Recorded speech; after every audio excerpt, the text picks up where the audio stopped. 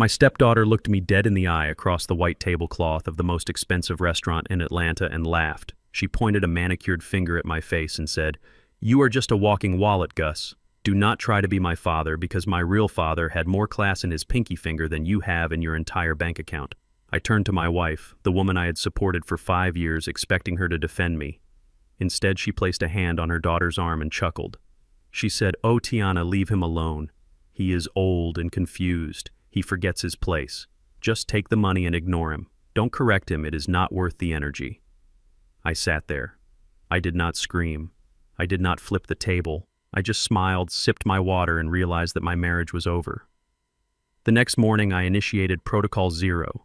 By noon, they had lost the cars, the tuition, the house, and every dime of access to my fortune.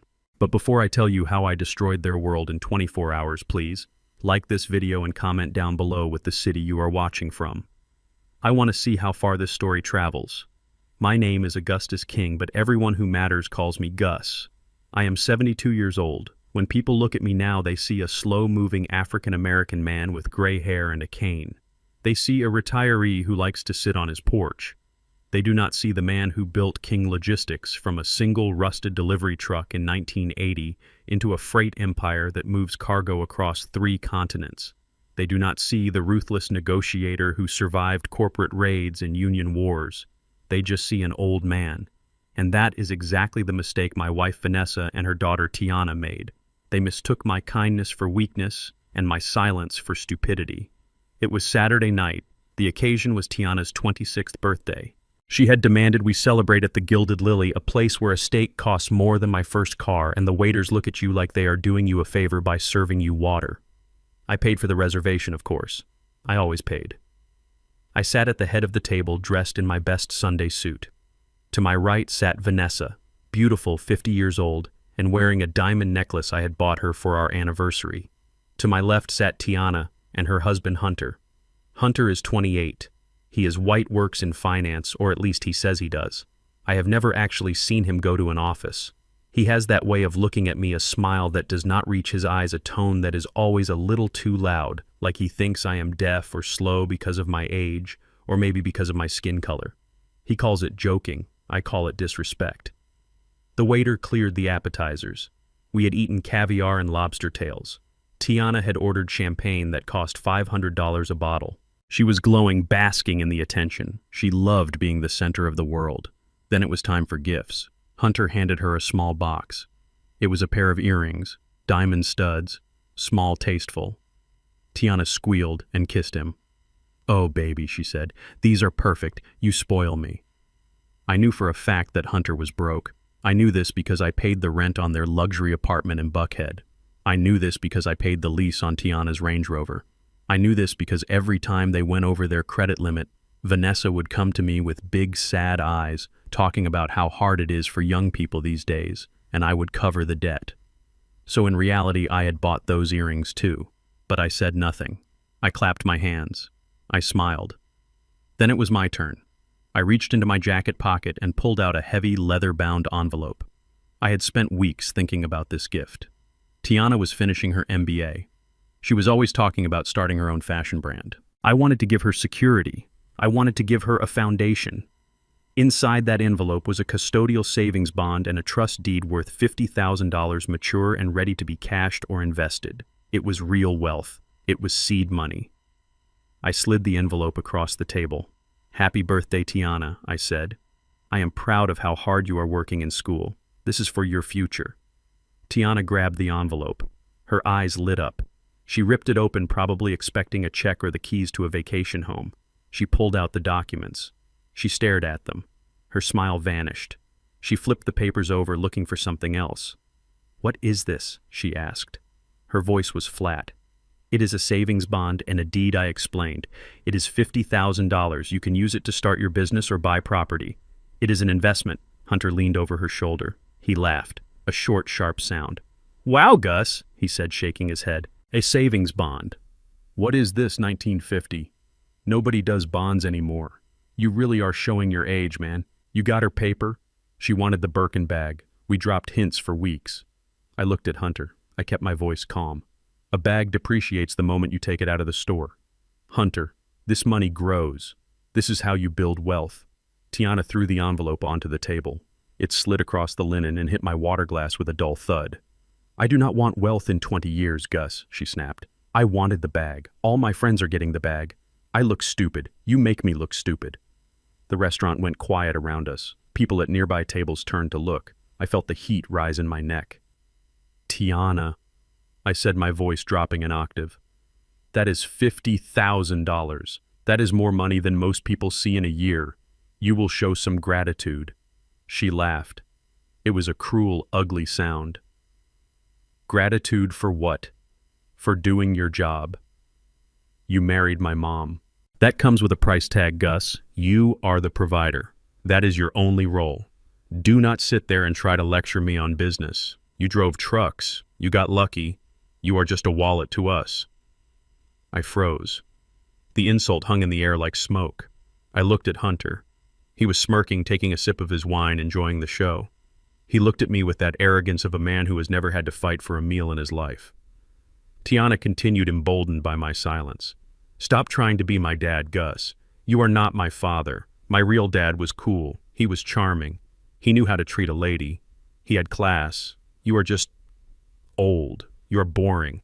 And honestly, you are embarrassing to be seen with. Her real father was a man currently serving 15 years in a state penitentiary for fraud, a man who had left Vanessa with a mountain of debt and a broken heart 10 years ago, a man I had never spoken ill of out of respect for Tiana. I slowly turned my head to the right. I looked at Vanessa. Vanessa, my wife, the woman I had taken on cruises around the world, the woman whose mother's medical bills I paid in full, the woman who slept in my bed every night. I waited for her to speak. I waited for her to slap her daughter. I waited for her to defend her husband. Vanessa took a sip of her champagne. She set the glass down. She patted Tiana's hand gently. Okay, baby, calm down, Vanessa said. Her voice was soothing, but not to me. Don't get wrinkles over it. Then she looked at me. Her eyes were cold, dead cold. Gus, honey, why do you always have to make things difficult? You know what she wanted. Why do you have to be so stubborn? You ruined her night. Vanessa, I said, my voice barely a whisper. She just insulted me. She just called me a wallet. Vanessa rolled her eyes. She leaned in close, lowering her voice so the table next to us couldn't hear, but loud enough for Hunter and Tiana. Oh, stop being so dramatic, Gus. She is young. She is spirited. And let's be honest, you are old. You get confused. You don't understand how these things work anymore. Just let it go. She is not your daughter, so stop trying to parent her. Don't correct her. It is embarrassing when you try to act like the patriarch. Just pay the bill, and let's go home. Something inside me clicked.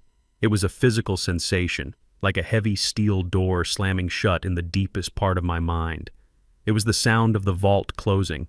For 5 years I had ignored the little signs, the way they ordered for me, the way they spent my money without asking, the way they stopped inviting me to family events until the bill arrived.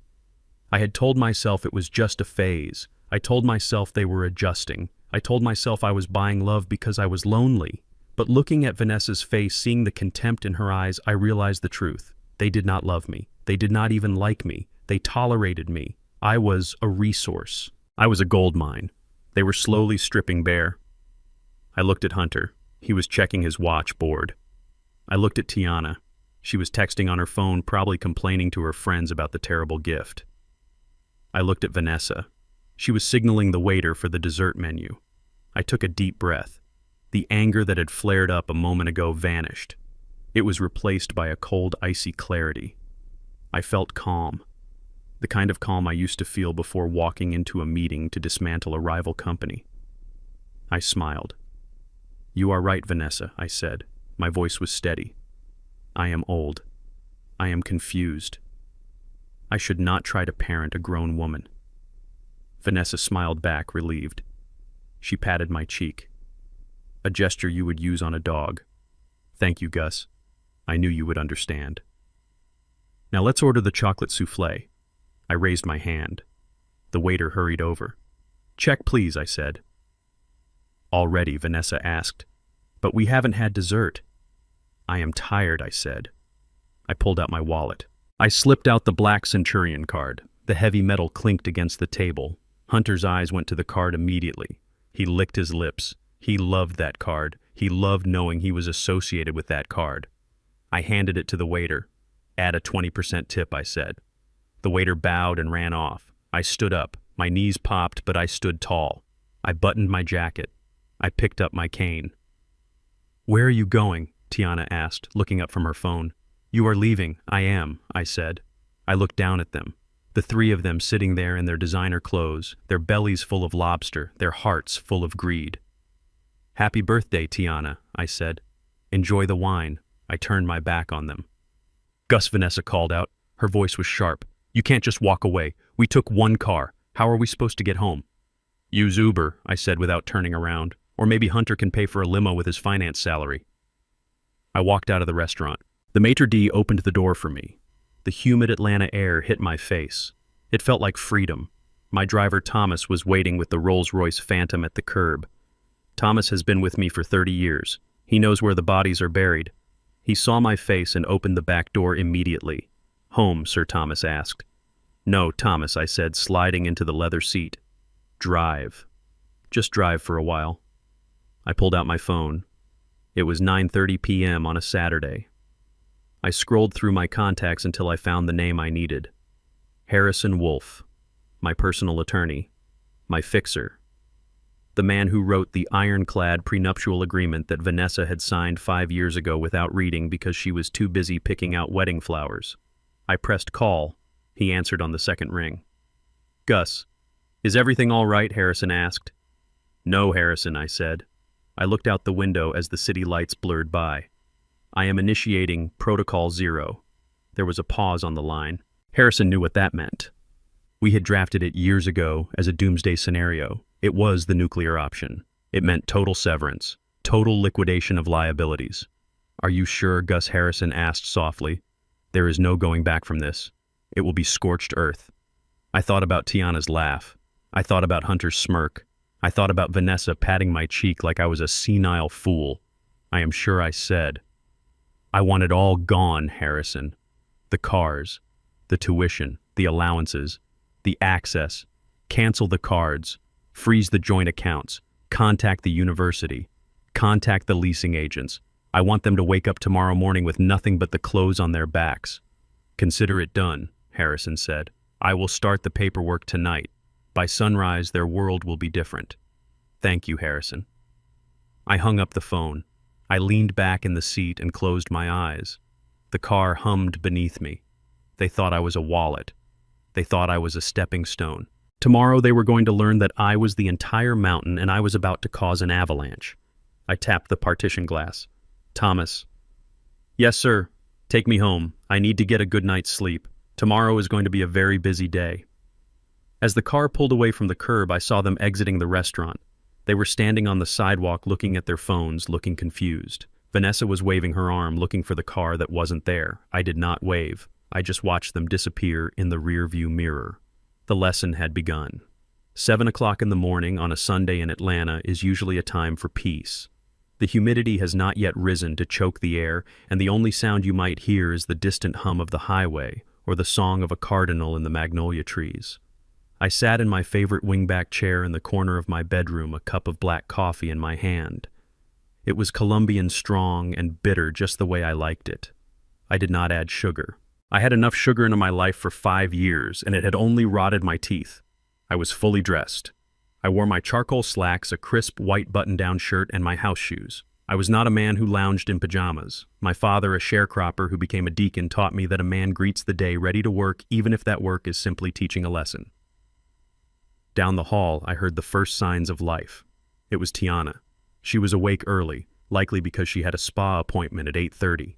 She never missed an appointment that involved someone else rubbing her feet or painting her nails, especially when I was footing the bill. I heard her door slam. I heard the heavy thud of her designer heels on the hardwood floor. She was moving with purpose, probably already texting her friends about the terrible dinner the night before, complaining about the cheap stepfather who gave her paper instead of leather. I took a slow sip of coffee and checked my watch. 7:10. The tow truck should be arriving right about now. I walked to the window and parted the heavy velvet curtains just an inch. My driveway is long, winding up from the street through a grove of oaks. At the bottom, blocking the exit, was a flatbed truck. It was massive, black, and loud. Two men in jumpsuits were already hooking chains to the white Range Rover Sport that sat parked near the fountain. That car cost $90,000. I had paid for it in cash 2 years ago because Tiana said she needed a safe vehicle for school. I had never seen her drive it to a library, but I had seen it parked in front of plenty of nightclubs. I watched as Tiana burst out of the front door. She was wearing a silk robe that cost more than my first week's paycheck at the trucking company. She had a phone pressed to her ear and a coffee tumbler in her hand. She stopped dead in her tracks when she saw the men. I could not hear her words through the double-paned glass, but I knew the body language. She dropped the tumbler. Coffee splashed across the limestone steps. She ran toward the truck, waving her arms like a woman possessed. She was screaming. I could see her mouth contorting her face, turning that ugly shade of red that only appears when a spoiled child is told no for the first time. She grabbed the arm of the driver, a burly man who looked like he had moved more heavy machinery than Tiana had moved brain cells. She was pointing at the house, then at the car, then at her phone. She was likely threatening to call the police. She thought she was being robbed. In her mind, that car belonged to her. It was her birthright. She did not understand that in the real world, ownership is determined by whose name is on the title, not whose purse is in the passenger seat. The driver paused. He reached into his pocket and pulled out a clipboard. He held it up for her to see. Tiana snatched it from him. She read it. She froze. She looked up at the house, her eyes scanning the windows. For a second, I thought she might see me, but I remained in the shadows. She threw the clipboard onto the ground and ran back toward the house. She was not running to me. She was running to her mother. I went back to my chair and sat down. I picked up my coffee. It was still hot. 3 minutes later, my bedroom door flew open. It did not just open. It slammed against the wall with enough force to crack the plaster.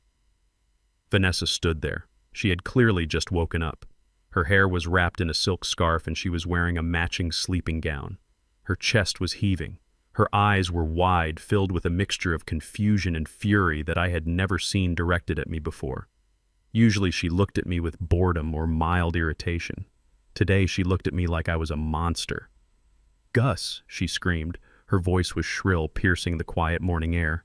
"What in the name of God is going on outside? There are men stealing Tiana's car. She says they have paperwork with your name on it. Tell me this is a mistake. Tell me you did not do something this petty." I did not look up immediately. I took another sip of coffee. I let the silence stretch out, filling the room, making her wait. I wanted her to feel the weight of my calm against her chaos. "It is not a mistake, Vanessa," I said, finally setting the cup down on the saucer with a gentle clink. "And it is not stealing. You cannot steal what you already own." Vanessa marched into the room. She stood over me, her hands on her hips. "You own it," she spat. "You gave that car to her, Gus. It was a gift. She needs it. She has appointments. She has to get to campus. How is she supposed to get around?" "She is a young woman. She cannot be walking on the side of the road. It is dangerous." I looked up at her then. I looked at the woman I had married 5 years ago. I remembered how she had told me she wanted a partner, someone to share her twilight years with. I remembered how she had cried when I paid off her mortgage so she wouldn't lose her childhood home. I realized now those tears were not gratitude.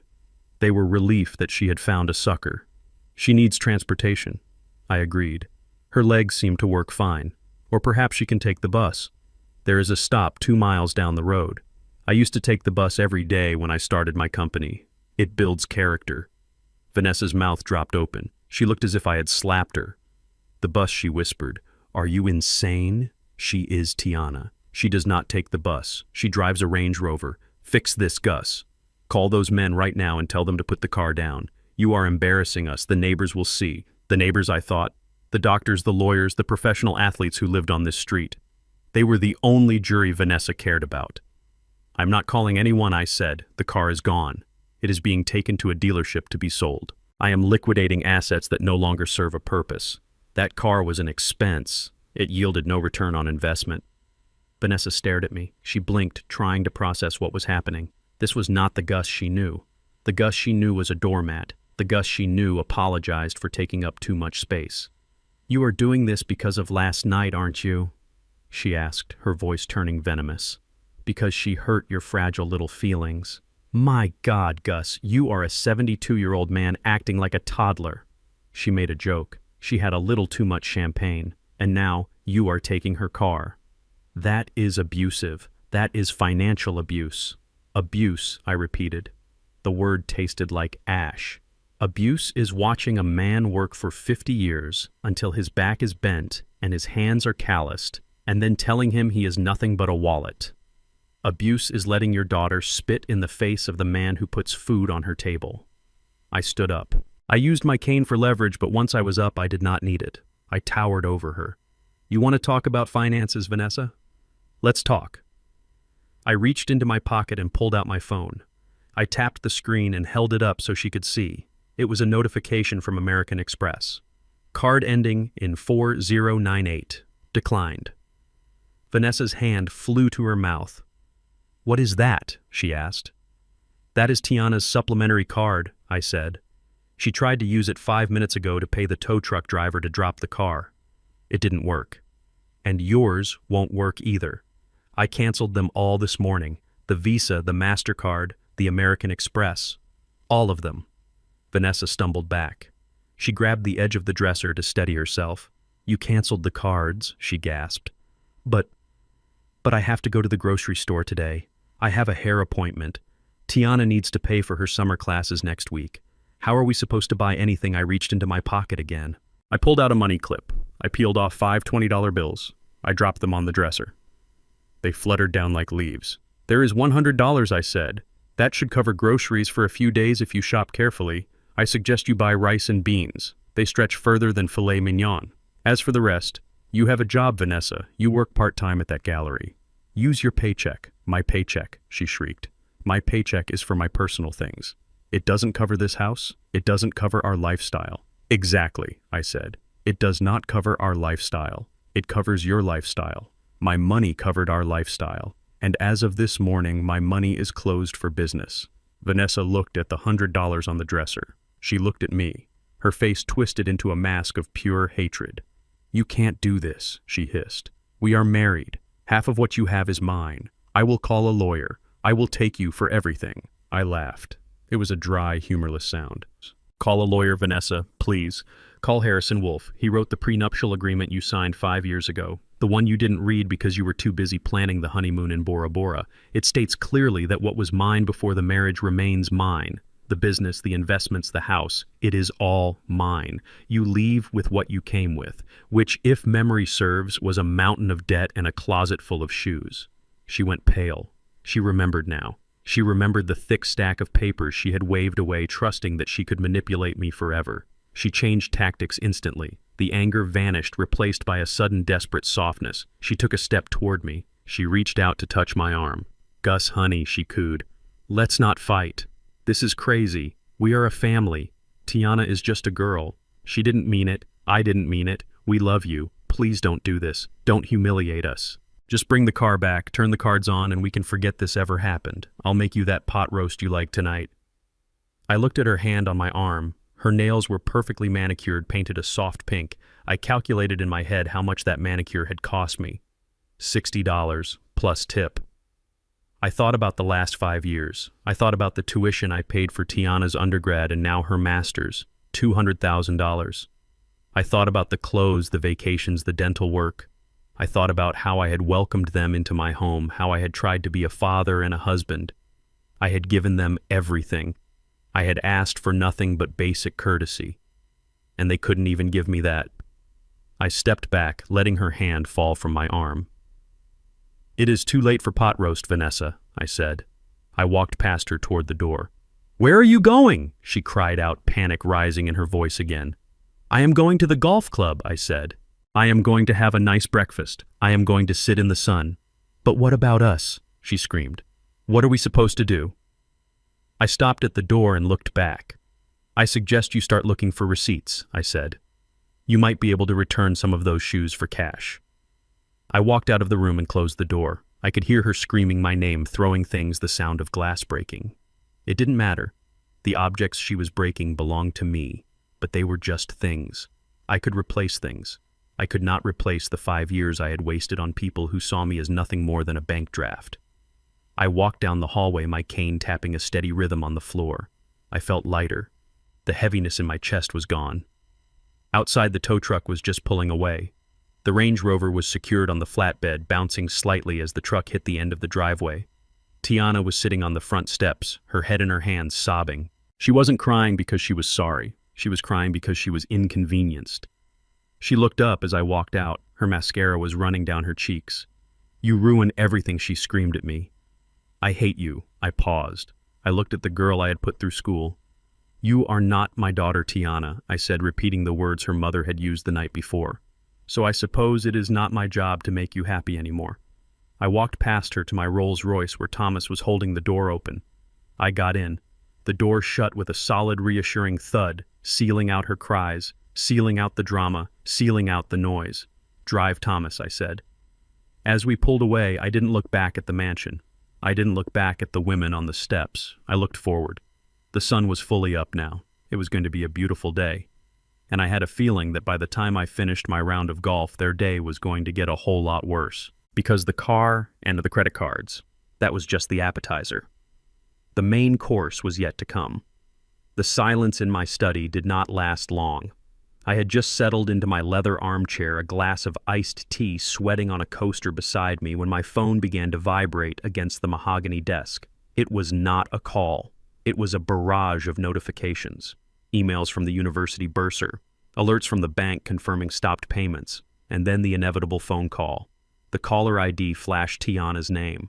I let it ring 3 times before picking up. I wanted her to sit in the panic for a few extra seconds. I wanted her to feel the weight of the silence. When I finally answered, I did not even have to say hello. "You canceled the check," she screamed. Her voice was so loud I had to hold the phone away from my ear. "I am standing in the registrar's office, Gus. There is a line of people behind me. The administrator just told me my registration is suspended. Do you have any idea how embarrassing this is? They said the check for $40,000 was voided." $40,000, Gus. I have finals next week. They're going to kick me out of the MBA program. Fix this. Fix this. Right now. I took a sip of my tea. The ice clinked against the glass. "I am not fixing anything, Tiana," I said calmly. "I am simply balancing my books. I reviewed my investments this morning and I decided that pouring $40,000 into a degree for a woman who does not know the value of a dollar is a bad trade." "You said I was just a wallet." "Well, the wallet is closed. You cannot do this," she shrieked. "It is my education." "You promised I promised to support a daughter," I corrected her. "You made it very clear last night that you are not my daughter. You told me not to parent you, so I am stepping back. This is what independence feels like, Tiana. It feels like paying your own bills." She started to cry, then those angry, entitled tears of a child who has had a toy snatched away. "I will tell Mom," she sobbed. "Tell her I said. Maybe she can sell some of her shoes to cover your tuition, or maybe your husband, the financial genius, can write a check." I hung up the phone. I did not feel guilty. I had paid for her undergraduate degree. I had paid for her first master's program, the one she quit halfway through because it was too stressful. I had paid enough.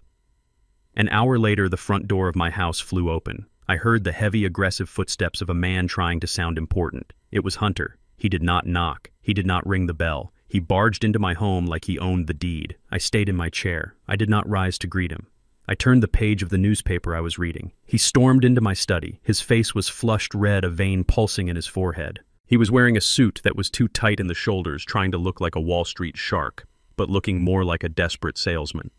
He was carrying a leather briefcase, one I had bought him for Christmas last year. He slammed it down onto my desk. Papers fluttered. My coaster jumped. "Listen to me, old man," Hunter snarled. He leaned over the desk, invading my personal space. "You have crossed a line. You think you can just pull the rug out from under us because your feelings got hurt? You are playing with people's lives. Tiana is hysterical. Do you know what kind of stress you are causing her?" I folded my newspaper slowly. I placed it on the side table. I looked up at him over the rim of my reading glasses. "I assume you are here to pay me back for the briefcase you just threw," I said. "Or are you here to ask for a loan?" "I am here to tell you how the law works," Hunter spat. He pointed a finger at me. You promised to pay for her school. You promised to pay for the car. In the eyes of the law, that is a verbal contract. We have relied on that promise. It is called detrimental reliance. I work in finance, Gus. I know the law. You cannot just cut off support for dependents. That is economic abuse. You are abusing an elderly position of power to control us. I stared at him. I tried not to laugh, but a low chuckle escaped my chest. It rumbled in my throat. Economic abuse, I repeated. Yes, he said, straightening his tie, thinking he had won a point. You are using money to manipulate us. It is illegal. And if you do not wire that tuition money by noon and return the Range Rover by the end of the day, I will sue you. I will drag you into court and I will bleed you dry. I will paint you as a senile, vindictive old man who is financially abusing his family. Do you want that legacy, Gus? Do you want the whole city to know you are a tyrant? I looked at this boy. This soft, arrogant boy who had never calloused his hands, who had never stayed awake at night wondering how to make payroll for 500 truckers. He thought he could threaten me in my own house. He thought he could use words he learned in a freshman business class to scare a man who had negotiated contracts with Teamsters and politicians. I stood up. I moved slowly, deliberately. I picked up my cane, not because I needed it, but because it was heavy, solid hickory. I walked around the desk until I was standing right in front of him. I am 6'2". Hunter is 5'10" on a good day. He had to look up at me. He took a small step back, his confidence faltering for a split second. You want to talk about the law, Hunter, I asked. My voice was low, like distant thunder. Let's talk about the law. You mentioned a verbal contract. A contract requires consideration. It requires an exchange of value. I give you money, you give me. What respect, loyalty, decency? You gave me none of that. You gave me insults. You gave me contempt. You broke the contract, son. Not me. I took a step closer. He smelled of expensive cologne and fear. And as for suing me, I continued, please do. My lawyers are bored. They would love to tear you apart. They would love to audit your finances in discovery. They would love to see where all that money I gave you actually went. Because we both know you are not making enough in that finance job to cover your gambling debts, are you? Hunter's face went pale. His eyes darted to the side. He didn't know I knew about the online poker. He didn't know I knew about the sports betting apps. He thought he was slick. But before you call your lawyer, I said, let's talk about something more immediate. You mentioned abuse. You mentioned control. You seem to think you are a victim here, so let me set you free. I walked over to the window and looked out at the driveway. You are standing in my house, Hunter. A house you do not pay for. You are wearing a suit I likely paid for. You drove here in a car that is leased in my name. You are a parasite. And I am done being the host. I turned back to him. His arrogance was cracking, replaced by a dawning realization that he had overplayed his hand. Get out, I said. What, he stammered. Get out of my house, I said, right now. Take your briefcase, take your empty threats, and get off my property before I call the police and have you arrested for trespassing. And Hunter, he froze his hand on the handle of his briefcase. The apartment, I said. The penthouse in Buckhead with the skyline view. The one where you and Tiana host your parties and laugh about the dumb old truck driver who pays the bills. Do you remember who signed the lease? Hunter blinked. He licked his lips nervously. I signed it, he said, his voice shaking. My name is on the lease.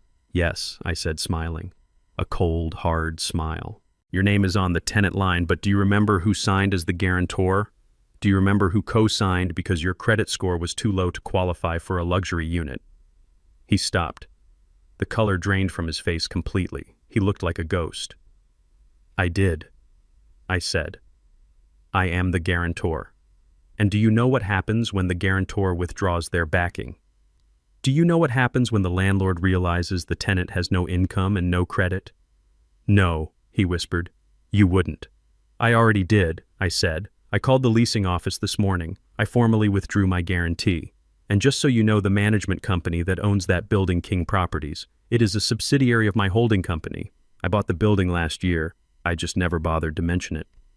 Hunter dropped the briefcase. It hit the floor with a thud. You are the landlord, he gasped. I am, I said, and you are 3 months behind on rent. I have been letting it slide because I wanted Tiana to be happy. But now I am a landlord running a business, and bad tenants get evicted. I checked my watch. It is 10 a.m. Hunter, the eviction notice is being typed up as we speak. You have 3 days to vacate, 3 days to pack your designer clothes and your expensive furniture and get out. If you are not gone by Wednesday, the sheriff will put your things on the curb. Hunter looked at me with pure horror. The arrogance was gone. The tough guy act was gone. He looked like a child who had lost his mother in a supermarket. "Gus, please," he begged. "We have nowhere to go. We can't move in 3 days. Tiana, she will die. She can't be homeless." "Then maybe she should have thought about that before she called me a wallet," I said. "Wallets close, Hunter, and houses get locked. Now pick up your bag and get out." He stared at me for one more second, searching for a trace of the gentle, generous man he had exploited for years. He found only stone.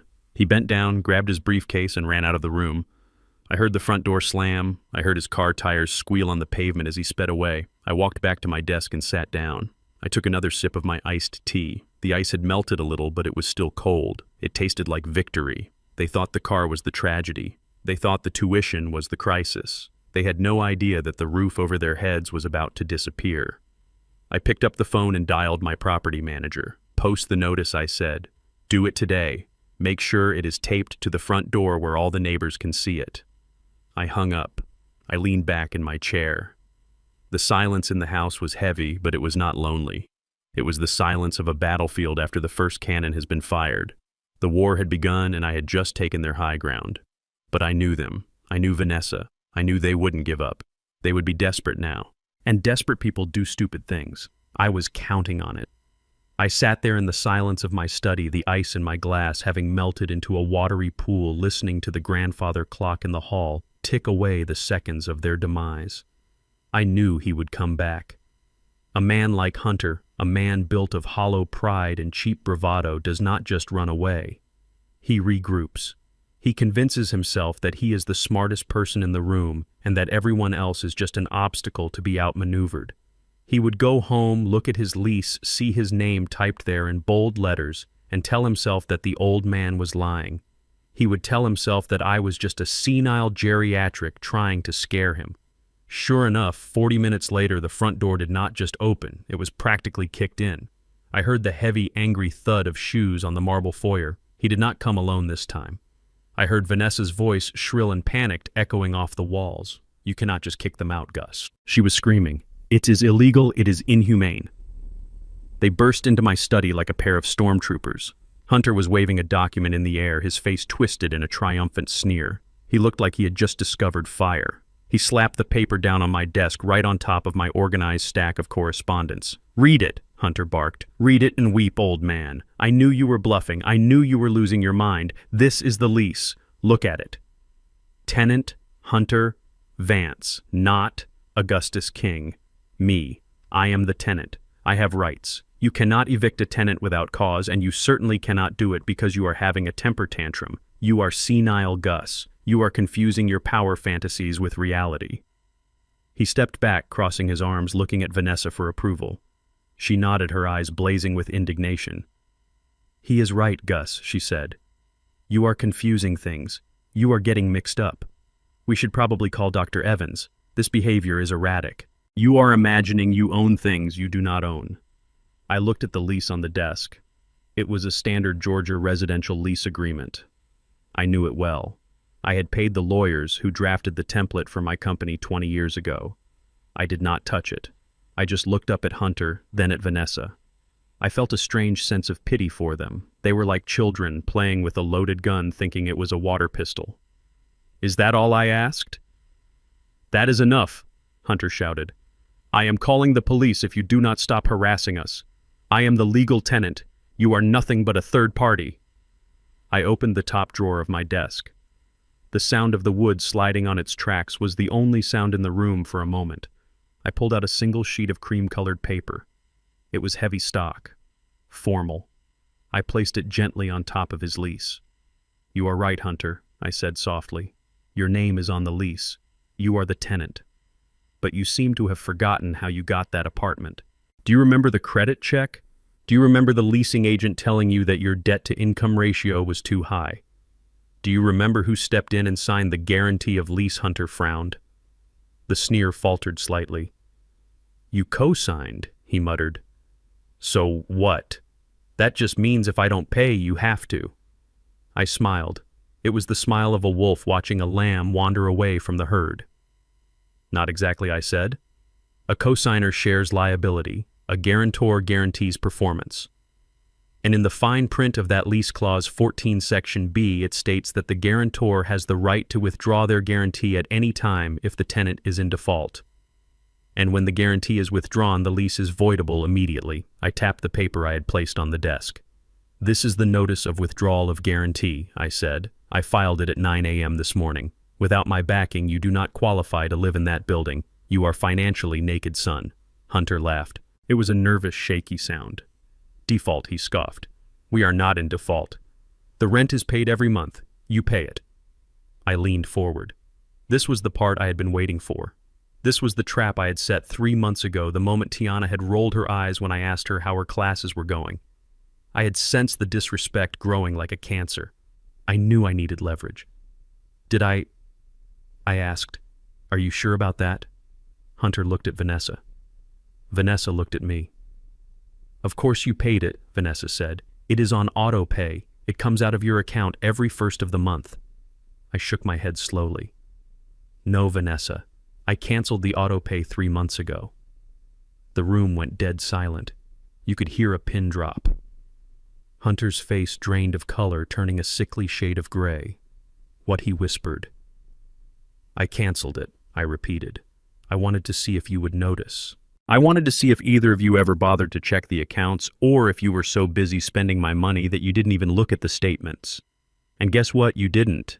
You were too busy buying shoes and planning parties. I pulled out another document. This one was bright pink, the color of emergency. This is a 3-day notice to pay or quit, I said. You are 3 months behind on rent, Hunter. That is $12,000 in arrears. In the state of Georgia, that is grounds for immediate eviction. But we didn't get any notices, Hunter stammered. They would have emailed me. They would have put letters on the door. I chuckled. They did email you, I said. But you used your old college email address on the application, didn't you? The one you never check because you think you are too big for it. And as for the letters on the door, I paused, letting the weight of the revelation hang in the air. I told the building manager to hold them, I said. I told him I would handle it personally, because as I mentioned before, I own the building. I watched the realization wash over him. It was brutal. He looked at Vanessa, begging her to fix it, begging her to tell him this was just a bad dream. You own the building, Vanessa whispered. Since when? Since last November, I said. The previous owner was a friend of mine. He wanted to liquidate his assets. I bought the entire complex. King Properties. You see the logo on the lobby floor every day. Tiana walks over it in her heels, but you never looked down. You never asked. You just assumed the world existed to serve you. I stood up and walked around the desk. I picked up the pink eviction notice and held it out to Hunter. You have 72 hours, I said. But since today is Sunday, the sheriff probably won't come until Wednesday morning. That gives you time to pack. I suggest you prioritize. Take the things you can sell. You are going to need the cash. Hunter did not take the paper. It fluttered from my hand and landed on his shiny leather shoes. He stared at it as if it were a venomous snake. You trapped us, he whispered. His voice was trembling with rage and fear. You set us up. You stopped paying the rent on purpose just so you could do this. You are a psychopath. I am a businessman, I corrected him, and I audit my investments. When an investment becomes a liability, I cut it loose. You and Tiana are liabilities. You consume resources and produce nothing but disrespect. Vanessa stepped forward. Her eyes were wild. She grabbed Hunter's arm, digging her nails into his suit jacket. You cannot do this to my daughter, she screamed. She is in the middle of her finals. She cannot be homeless. Where are they supposed to go? They have no money. You took their credit cards. You took their car. Now you are taking their home. You are trying to destroy them. I am trying to teach them, I said. I am trying to teach them that the world is cold when you do not have a jacket, and it is hard when you do not have a chair. They have lived in a fantasy world for 5 years. Welcome to reality. Hunter looked up. His eyes were red-rimmed with tears of frustration. He looked around the room, his gaze darting from the mahogany bookshelves to the Persian rug, and then it landed on Vanessa. A look of desperate calculation crossed his face. He realized he had lost the battle for the apartment. The law was against him. The money was against him. But he thought he had one card left to play. Fine, Hunter spat. Keep your damn apartment. Keep your building. We don't need it. He put his arm around Vanessa's shoulders, pulling her close. He looked at me with a sneer that was trying to be defiant but looked more like a cornered rat baring its teeth. We don't need your charity, Gus. We have family. If you kick us out, we will just move in here. My eyebrows shot up. Here, I asked. Yes, here, Hunter shouted. Vanessa lives here. This is her house too. It is marital property. She has a right to have guests. She has a right to have her family with her. You can't kick us out of your wife's house. Vanessa's face lit up. She latched onto the idea like a lifeline. Yes, she cried. That is right. They will move into the guest wing. We have plenty of room. Tiana can have her old room back, and Hunter can use the study down the hall. You cannot stop me, Gus. This is my home. Hunter smirked. He thought he had checkmated me. He thought he had found the loophole that would keep the gravy train rolling. He thought that by moving in, he could just burrow deeper into my life, eat my food, use my electricity, and make my life a living hell until I gave in. We will be here tomorrow morning, Hunter said, puffing out his chest. We will bring our things, and there is not a damn thing you can do about it. You want to play hardball, fine. We will live right under your nose. We will be in your face every single day. Let's see how much you enjoy your peace and quiet then. I looked at them. I looked at the smug satisfaction on Hunter's face. I looked at the vindictive triumph in Vanessa's eyes. They thought they had won. They thought they had forced my hand. I did not get angry. I did not shout. I felt that same cold calm wash over me again. They wanted to invade my sanctuary. They wanted to bring their toxicity into the one place I had left. They had no idea what they were walking into. I smiled. It was a small, tight smile. Is that so? I asked. You are going to move in here. Yes, Vanessa said, crossing her arms. Try and stop us. I looked at my watch. I won't stop you, I said. If you want to move in, move in. The doors are open. Hunter laughed. He picked up his lease from the desk and crumbled it into a ball, throwing it on the floor. See, he said to Vanessa. He folded. He knows he can't win. We will see you tomorrow, Gus. Have the maid prepare the rooms. They turned and walked out of the study, their heads held high, convinced they had just won the war. I heard them laughing in the hallway. I heard Vanessa telling Hunter that he was brilliant. I waited until I heard the front door close. Then I picked up the pink eviction notice from the floor where it had fallen. I smoothed it out and placed it in the file. They thought moving in here was the solution. They thought they could bully me in my own castle. They forgot that a castle is only comfortable if the king allows it to be. They forgot that I controlled the environment. I controlled the heat. I controlled the lights. I controlled the food. I picked up my phone and dialed my smart home security provider. Hello, this is Augustus King, I said. Account number 8842. I need to make some changes to my service. Yes, immediate changes. I want to restrict access to the guest wing. I want to set a lockout on the thermostat. And I want to change the Wi-Fi password. Yes, change it to something long, something complicated. I hung up. Then I called the kitchen staff. Mrs. Higgins, I said. Yes, it is Gus. I am giving everyone the week off. Yes, paid. Go home. Empty the fridge before you go. I want it bare. Nothing but water and maybe some crackers. Yes, lock the pantry. No, do not leave the key. I leaned back in my chair. They wanted to live with me. Fine. They were about to learn that living with Gus King when he is happy is a luxury. Living with Gus King when he is teaching you a lesson that is a survival course. I looked out the window at the sprawling lawn of my estate. Tomorrow, the invasion would begin, and tomorrow I would turn my home into a fortress of discomfort. They wanted a free ride. I was about to take them on a journey they would never forget. The eviction was just paperwork. This was going to be personal. The invasion began at 9 in the morning on Monday, just as Hunter had threatened. It was not a quiet affair. It was a spectacle. A convoy of 3 moving vans pulled up my driveway, followed by Hunter's leased sedan and Tiana's rental car, because even without my money, she refused to take the bus.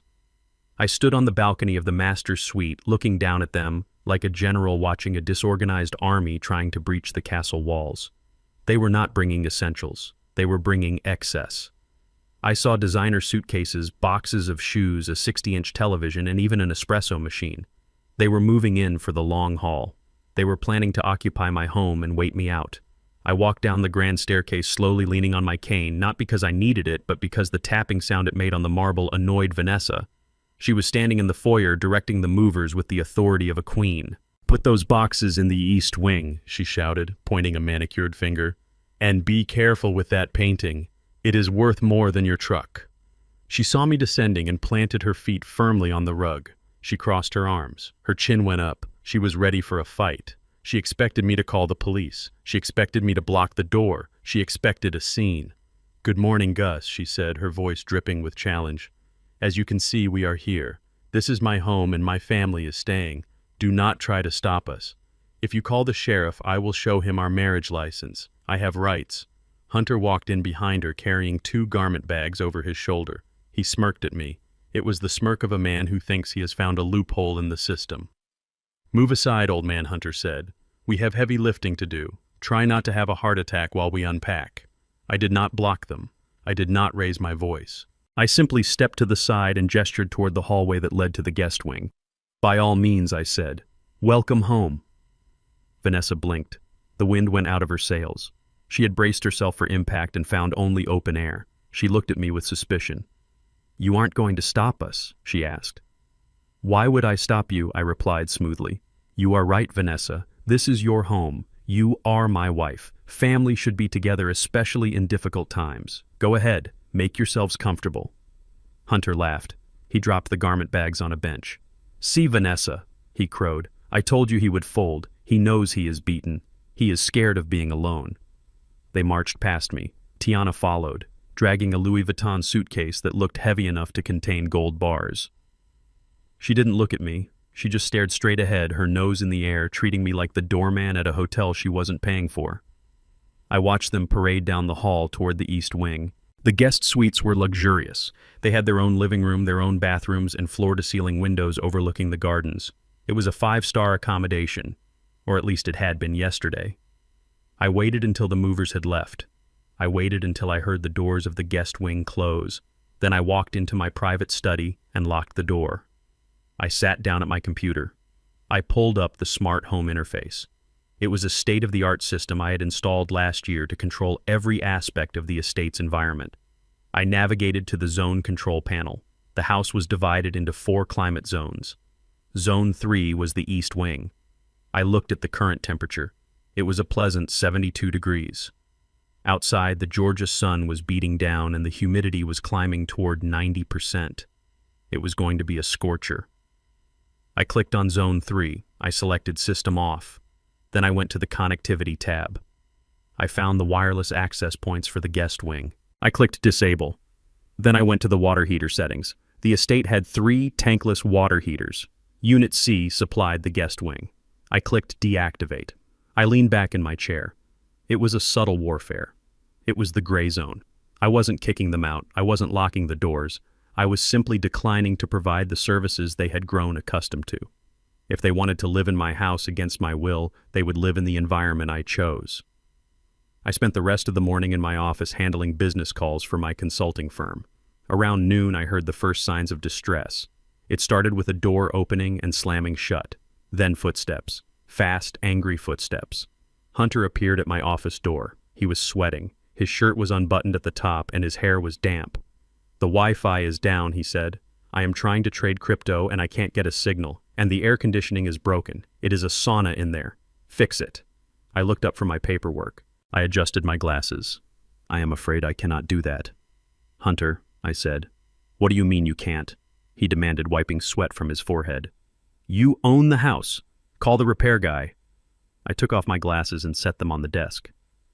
"You see, Hunter? I am currently conducting an austerity audit of the household expenses," I said, using the same corporate jargon he liked to throw around. "Energy costs are up.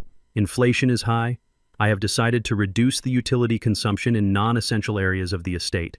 The East Wing is considered a non-essential zone. Therefore, climate control and internet services have been suspended to balance the budget."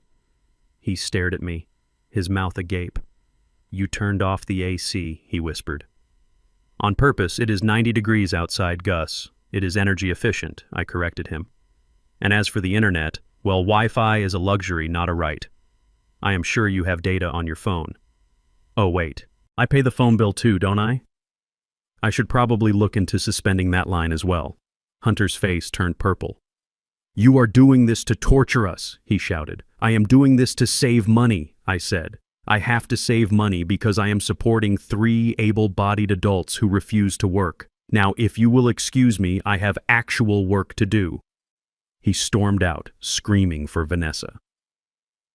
An hour later, the heat in the house was rising, but my study remained a cool, crisp 68 degrees. I decided it was time for lunch. I walked to the kitchen. My kitchen is a chef's dream. Stainless steel appliances, granite countertops, and a walk-in pantry stocked with goods from around the world. But today, it looked different. The countertops were bare. The fruit bowl was empty. The glass cookie jars were vacant. I walked over to the Sub-Zero refrigerator. It is a massive unit the size of a small car. It has a digital touchscreen on the door.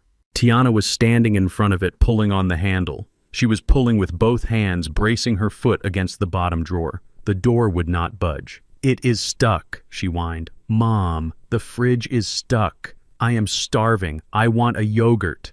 Vanessa was sitting at the kitchen island, fanning herself with a magazine. Her silk blouse was sticking to her back. Gus, she said, seeing me enter. Fix the fridge and turn on the air. Tiana is faint from the heat. I walked past Tiana. I tapped the digital screen on the fridge door. A keypad appeared.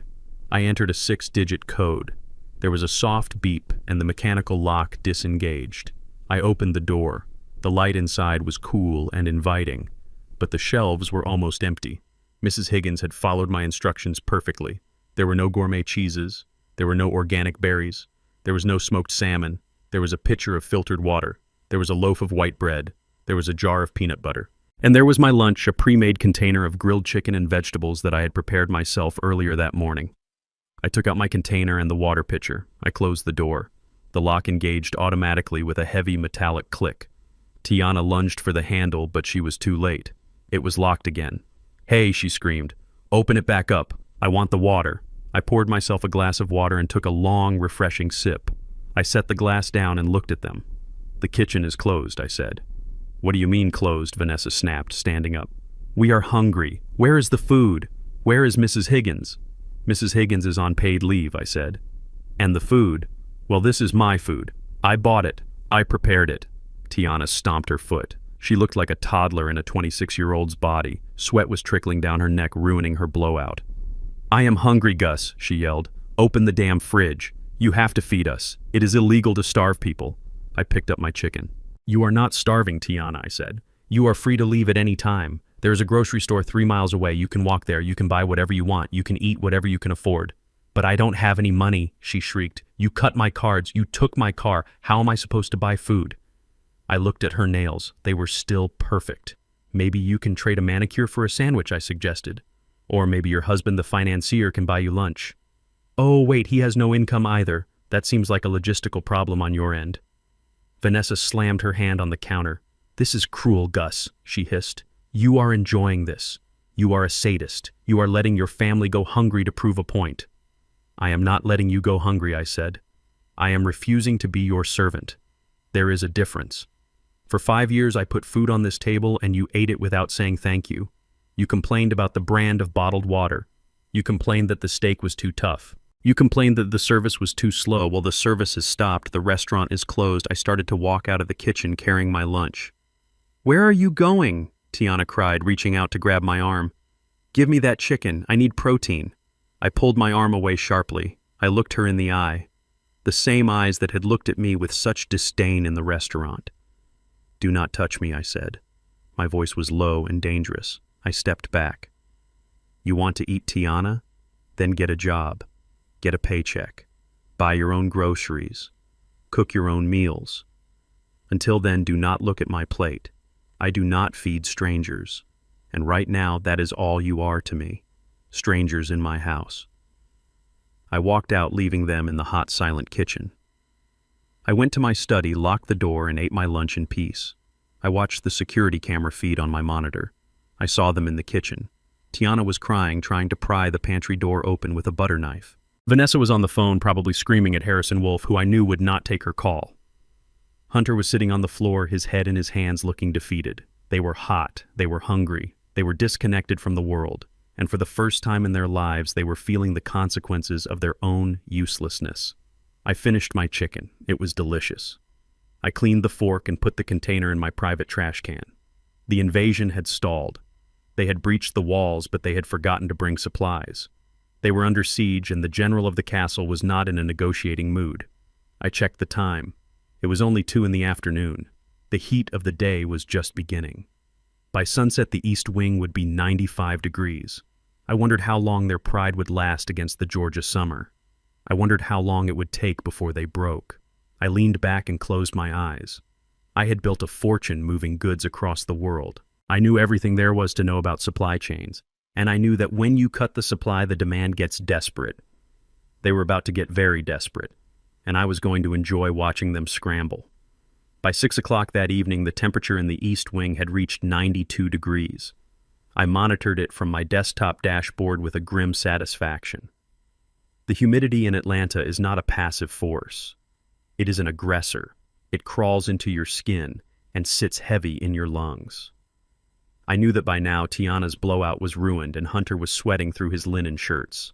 I stayed in my study where the air was crisp and dry, reviewing quarterly reports for my logistics firm, but my mind was not on shipping containers. It was on the enemy combatants down the hall. I expected shouting. I expected Hunter to come back and bang on my door. I expected Tiana to throw a tantrum. But instead, silence fell over the house. It was a heavy, suspicious silence. The kind of quiet that happens in the jungle right before the predator strikes. Around 7:30, there was a soft knock on my door. It was gentle, almost rhythmic. It was not the angry pounding of earlier. "Come in," I said, minimizing the security window on my screen. The door opened and Vanessa walked in. She had changed clothes. She was no longer wearing the silk blouse she had arrived in. She was wearing a simple cotton house dress, one she used to wear years ago when we first started dating, before I had upgraded her wardrobe to Prada and Gucci. Her hair was pulled back. She looked tired. She looked humble. She was carrying a silver tray. On it was a porcelain teapot, a single cup, and a small plate of shortbread cookies. "Hey, Gus," she said softly. Her voice was low and sweet, dripping with a nostalgia that set my teeth on edge. "I know you are angry. I know things got out of hand today. I just wanted to bring you some tea. It is your favorite blend, Earl Grey with a drop of honey and lemon." She walked over to the desk and set the tray down. She did not look at me with defiance. She looked at me with big, watery eyes. She reached out and touched my hand, her fingers cool against my skin. "I am sorry about the car," she said. "And the apartment. We were just scared. We are a family, Gus. Families fight, but we shouldn't starve each other. Please just drink your tea. Relax. Let's talk in the morning when cooler heads prevail." I looked at her. I looked at the woman I had shared a bed with for 5 years. She was a good actress. I had to give her that. If I didn't know better, if I hadn't seen the hate in her eyes that morning, I might have believed her. I might have thought this was a genuine olive branch. "Thank you, Vanessa," I said. I kept my face neutral. "That is very thoughtful of you." She smiled. It was a fragile, hopeful thing. "Drink it while it is hot," she urged. "It will help you sleep. You look exhausted." She turned and walked out of the room, closing the door softly behind her. I stared at the teapot. Steam curled from the spout. It smelled like bergamot and lemon. It smelled like normalcy. But 30 years in the trucking business teaches you to trust your gut over your eyes. And my gut was screaming. Why now? Why the sudden shift from screaming harpy to dutiful wife? Why the specific mention of sleep? I picked up the cup. I brought it to my nose. I inhaled deeply. Underneath the citrus notes of the Earl Grey and the sweetness of the honey, there was something else. A faint chemical bitterness. It was subtle. Most people wouldn't have noticed it. But I take medication for my blood pressure. I know the smell of pharmaceuticals. It smelled like chalk and metal. I stood up. I walked over to the large potted ficus plant in the corner of the room. It was a hardy plant, been with me for 10 years. "I am sorry, old friend," I whispered. I poured the entire contents of the teapot into the soil. The liquid soaked in instantly. I poured the cup out too. Then I took a napkin and wiped the rim of the cup, leaving a faint stain so it looked used. I placed the empty cup back on the tray. They were not just trying to manipulate me anymore. They were trying to sedate me, and that meant they needed me unconscious for something. A man does not drug another man unless he plans to do something that requires a lack of witnesses. I needed to know what. I went to my bookshelf. Behind a row of leather-bound encyclopedias I never read, I had a small safe. I opened it and pulled out a box I had bought a year ago after a rash of break-ins in the neighborhood. It was a set of high-definition motion-activated spy cameras. They looked like standard USB wall chargers. I took one out of the box. I checked the battery. It was fully charged. I slipped the device into my pocket. I grabbed my empty water pitcher from the desk as a prop. I unlocked my door and stepped into the hallway. The house was quiet. I walked softly toward the kitchen. The kitchen was the command center. It was where they would congregate. It was the only room in the house with water since I had cut the supply to their bathrooms. I heard voices as I approached, low, urgent whispers. I stopped. I waited. Then I walked in, making sure my cane tapped loudly on the floor. They jumped. Vanessa was leaning against the counter. Hunter was sitting at the island. Tiana was pacing. They all looked at me with wide, guilty eyes. "Just getting some water," I said, my voice groggy. I slurred my words slightly, just enough to sell the performance. That tea hit the spot. "I am feeling very tired." Vanessa's eyes lit up. She exchanged a quick, sharp glance with Hunter. "Oh, good," she said. "You should rest, Gus. Go to bed. We will be quiet." I walked to the fridge, filled my pitcher, and then walked over to the outlet near the coffee maker. "I need to charge my phone later," I mumbled. "I am going to leave this block here." I plugged the spy camera into the wall. The tiny lens was facing directly at the island where they were gathered. It blended perfectly with the white tile backsplash. "Good night," I said. "Good night, Gus," they chorused. Their voices were too eager, too bright. I shuffled out of the room. I walked back to my study, locked the door, and immediately dropped the act. I moved with speed. I sat down at my computer and opened the secure app that connected to the camera feed. The video popped up on my screen in 4K resolution. The audio was crystal clear. I watched as Vanessa turned to Hunter. Her face was no longer sweet. It was hard, cold, and calculating. "Did he drink it?" Hunter asked. "The pot was empty," Vanessa said. "He drank the whole thing. That was 4 crushed Xanax and 2 Ambien, Hunter. That would knock out a horse. He will be out cold in 20 minutes. Hunter let out a breath he had been holding. He ran a hand through his hair. "Good," he said, "because we need to do this tonight. If he evicts us on Wednesday, we are dead. We need that signature." Tiana stopped pacing. She leaned on the counter. "Are you sure this is going to work?" she asked. "What if he wakes up?" "He won't wake up," Vanessa snapped. "And even if he does, he will be so groggy he won't know what he is signing. We tell him it is a delivery confirmation, or an insurance update. He trusts me, or at least his subconscious does." "What is the document?" Tiana asked. Hunter reached into his back pocket. He pulled out a folded sheaf of papers. He smoothed them out on the island countertop. The camera zoomed in. I could read the bold header at the top of the page, "Durable Power of Attorney." I felt a cold sweat break out on the back of my neck. "This gives us control," Hunter explained, tapping the paper. "It gives us control over his bank accounts, his real estate, his medical decisions, everything. Once we have this, we don't need his permission. We can transfer the funds ourselves. We can sell the building. We can reinstate the lease. And if he fights it later," Tiana asked. Hunter laughed. It was a cruel sound. "Let him fight it. We will have the doctor testify. My friend Dave from college. He is a psychiatrist now. I already talked to him. If Gus acts erratic tomorrow, if he is slurring his words from the drugs, if he can't remember what happened tonight, Dave will sign an affidavit stating that Gus is showing signs of rapid onset dementia. We will say he signed the power of attorney during a lucid moment because he knew he was losing his mind." Vanessa nodded. She looked satisfied. "It is perfect," she said. "We put him in a facility. A nice one, of course. Somewhere quiet. We control the assets. We live here. We get our lives back. And he gets care. It is better for everyone." Better for everyone, I thought. Better for the vultures picking at the carcass. I watched them on the screen. My wife, my stepdaughter, my son-in-law. They were discussing my incarceration. They were discussing stripping me of my autonomy, my fortune, and my freedom. They were planning to drug me into a stupor and then lock me away in a home so they could spend my money on handbags and luxury cars. This was not just greed, this was evil. This was a conspiracy to commit fraud, assault, and kidnapping. I reached for my mouse. My hand was shaking not from fear but from a rage so pure it felt like white heat. I clicked the record button. I wanted every second of this. I wanted the audio. I wanted the video. I wanted the timestamps. I listened as they refined the plan. They would wait 1 hour, then they would come to my room. If I was asleep, they would use my thumbprint to unlock my phone and transfer cash immediately.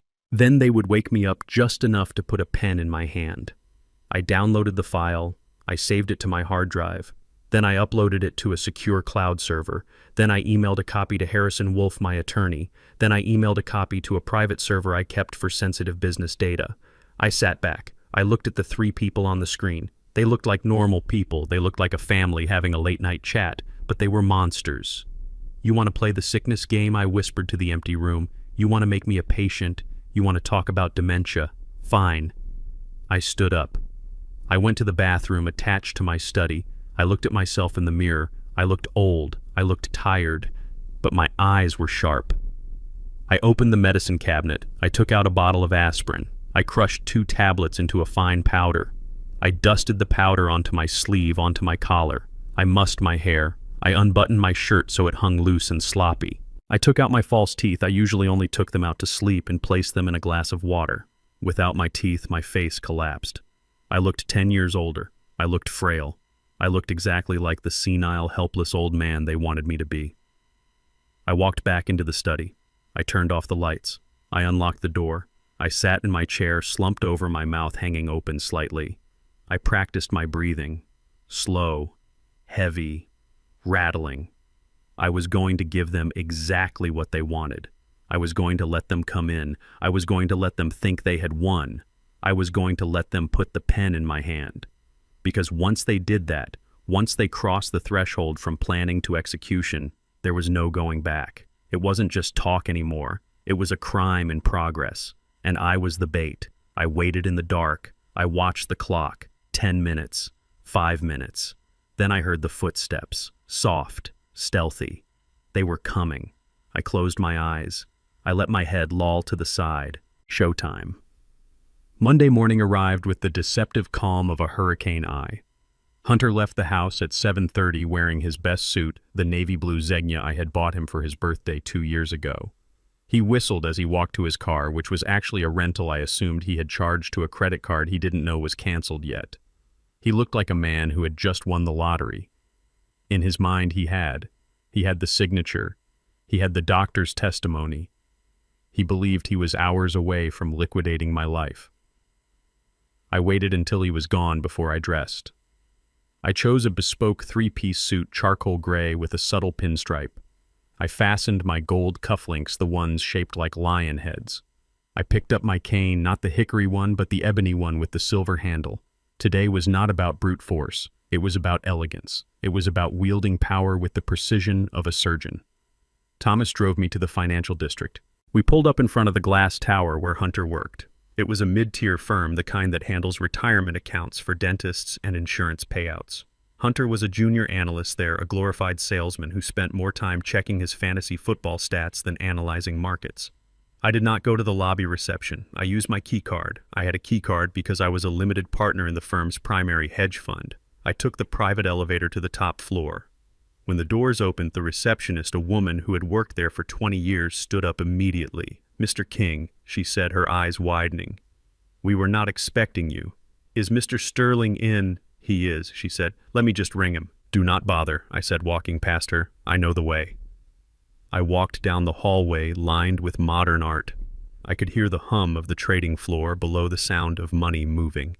I reached the double doors at the end of the hall and pushed them open. Robert Sterling, the CEO, was on the phone. He looked up surprised. He dropped the phone into its cradle. "Gus," he exclaimed, coming around his desk with his hand extended. "To what do I owe the pleasure? We haven't played around in months. How is the hip?" I shook his hand. My grip was firm. "The hip is fine, Bob," I said, "but we are not here to talk about golf. I am here to make a withdrawal." Robert laughed nervously. "A withdrawal? You mean a distribution? We can certainly arrange that. How much are we talking?" I sat down in one of the leather chairs facing his desk. I rested my hands on the silver handle of my cane. "All of it," I said. Robert's smile froze. He blinked. "All of it, Gus. You have $5 million in the Alpha Fund. That is our liquidity anchor. You can't just pull $5 million on a Monday morning. There are penalties.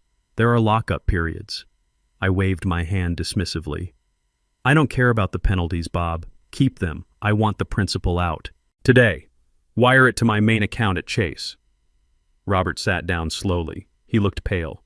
Losing $5 million would not bankrupt the firm, but it would trigger a panic. It would ruin his quarter. It would make the board ask very uncomfortable questions. Why, Robert asked, his voice dropping to a whisper. "Is it the market? Do you know something I don't?" "It is not the market," I said. "It is a personnel issue." "Personnel?"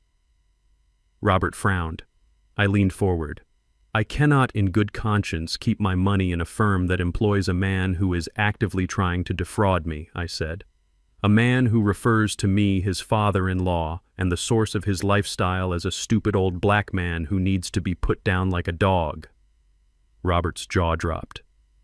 "Who?" he demanded. "Who said that? Hunter Vance," I said. "Your junior analyst." Robert looked like he was going to be sick. "Hunter. But he is family. He is married to your daughter." "Stepdaughter," I corrected. "And yes, he is family, which makes his betrayal all the more toxic. He is currently bragging to anyone who will listen that he has tricked me into signing over my power of attorney. He is telling people I am senile. He is telling people that he is about to take control of the King estate, and he is doing it while sitting at a desk that my investment helps pay for." I pulled out my phone. I played a short audio clip from the recording I had made the night before. It was Hunter's voice, clear and arrogant. "The old monkey doesn't even know what day it is. Once we lock him up, I'm buying a Porsche. It is reparations for having to deal with his smell." I stopped the recording. The silence in the office was absolute. Robert's face was a mask of horror and fury. He was a businessman, yes, but he was also a man who prided himself on the culture of his firm. And he knew as well as I did that keeping a liability like Hunter on the payroll after an accusation like this was professional suicide. "I cannot have my capital managed by a racist grifter, Bob," I said softly. "It is a matter of principle." Robert stood up. He buttoned his jacket. His face was hard. "You don't have to withdraw your money, Gus," he said. I raised an eyebrow. "Oh, give me 5 minutes," Robert said. He walked to his door and threw it open. "All staff to the trading floor," he bellowed. Now I stood up and followed him. We walked out onto the balcony that overlooked the main floor.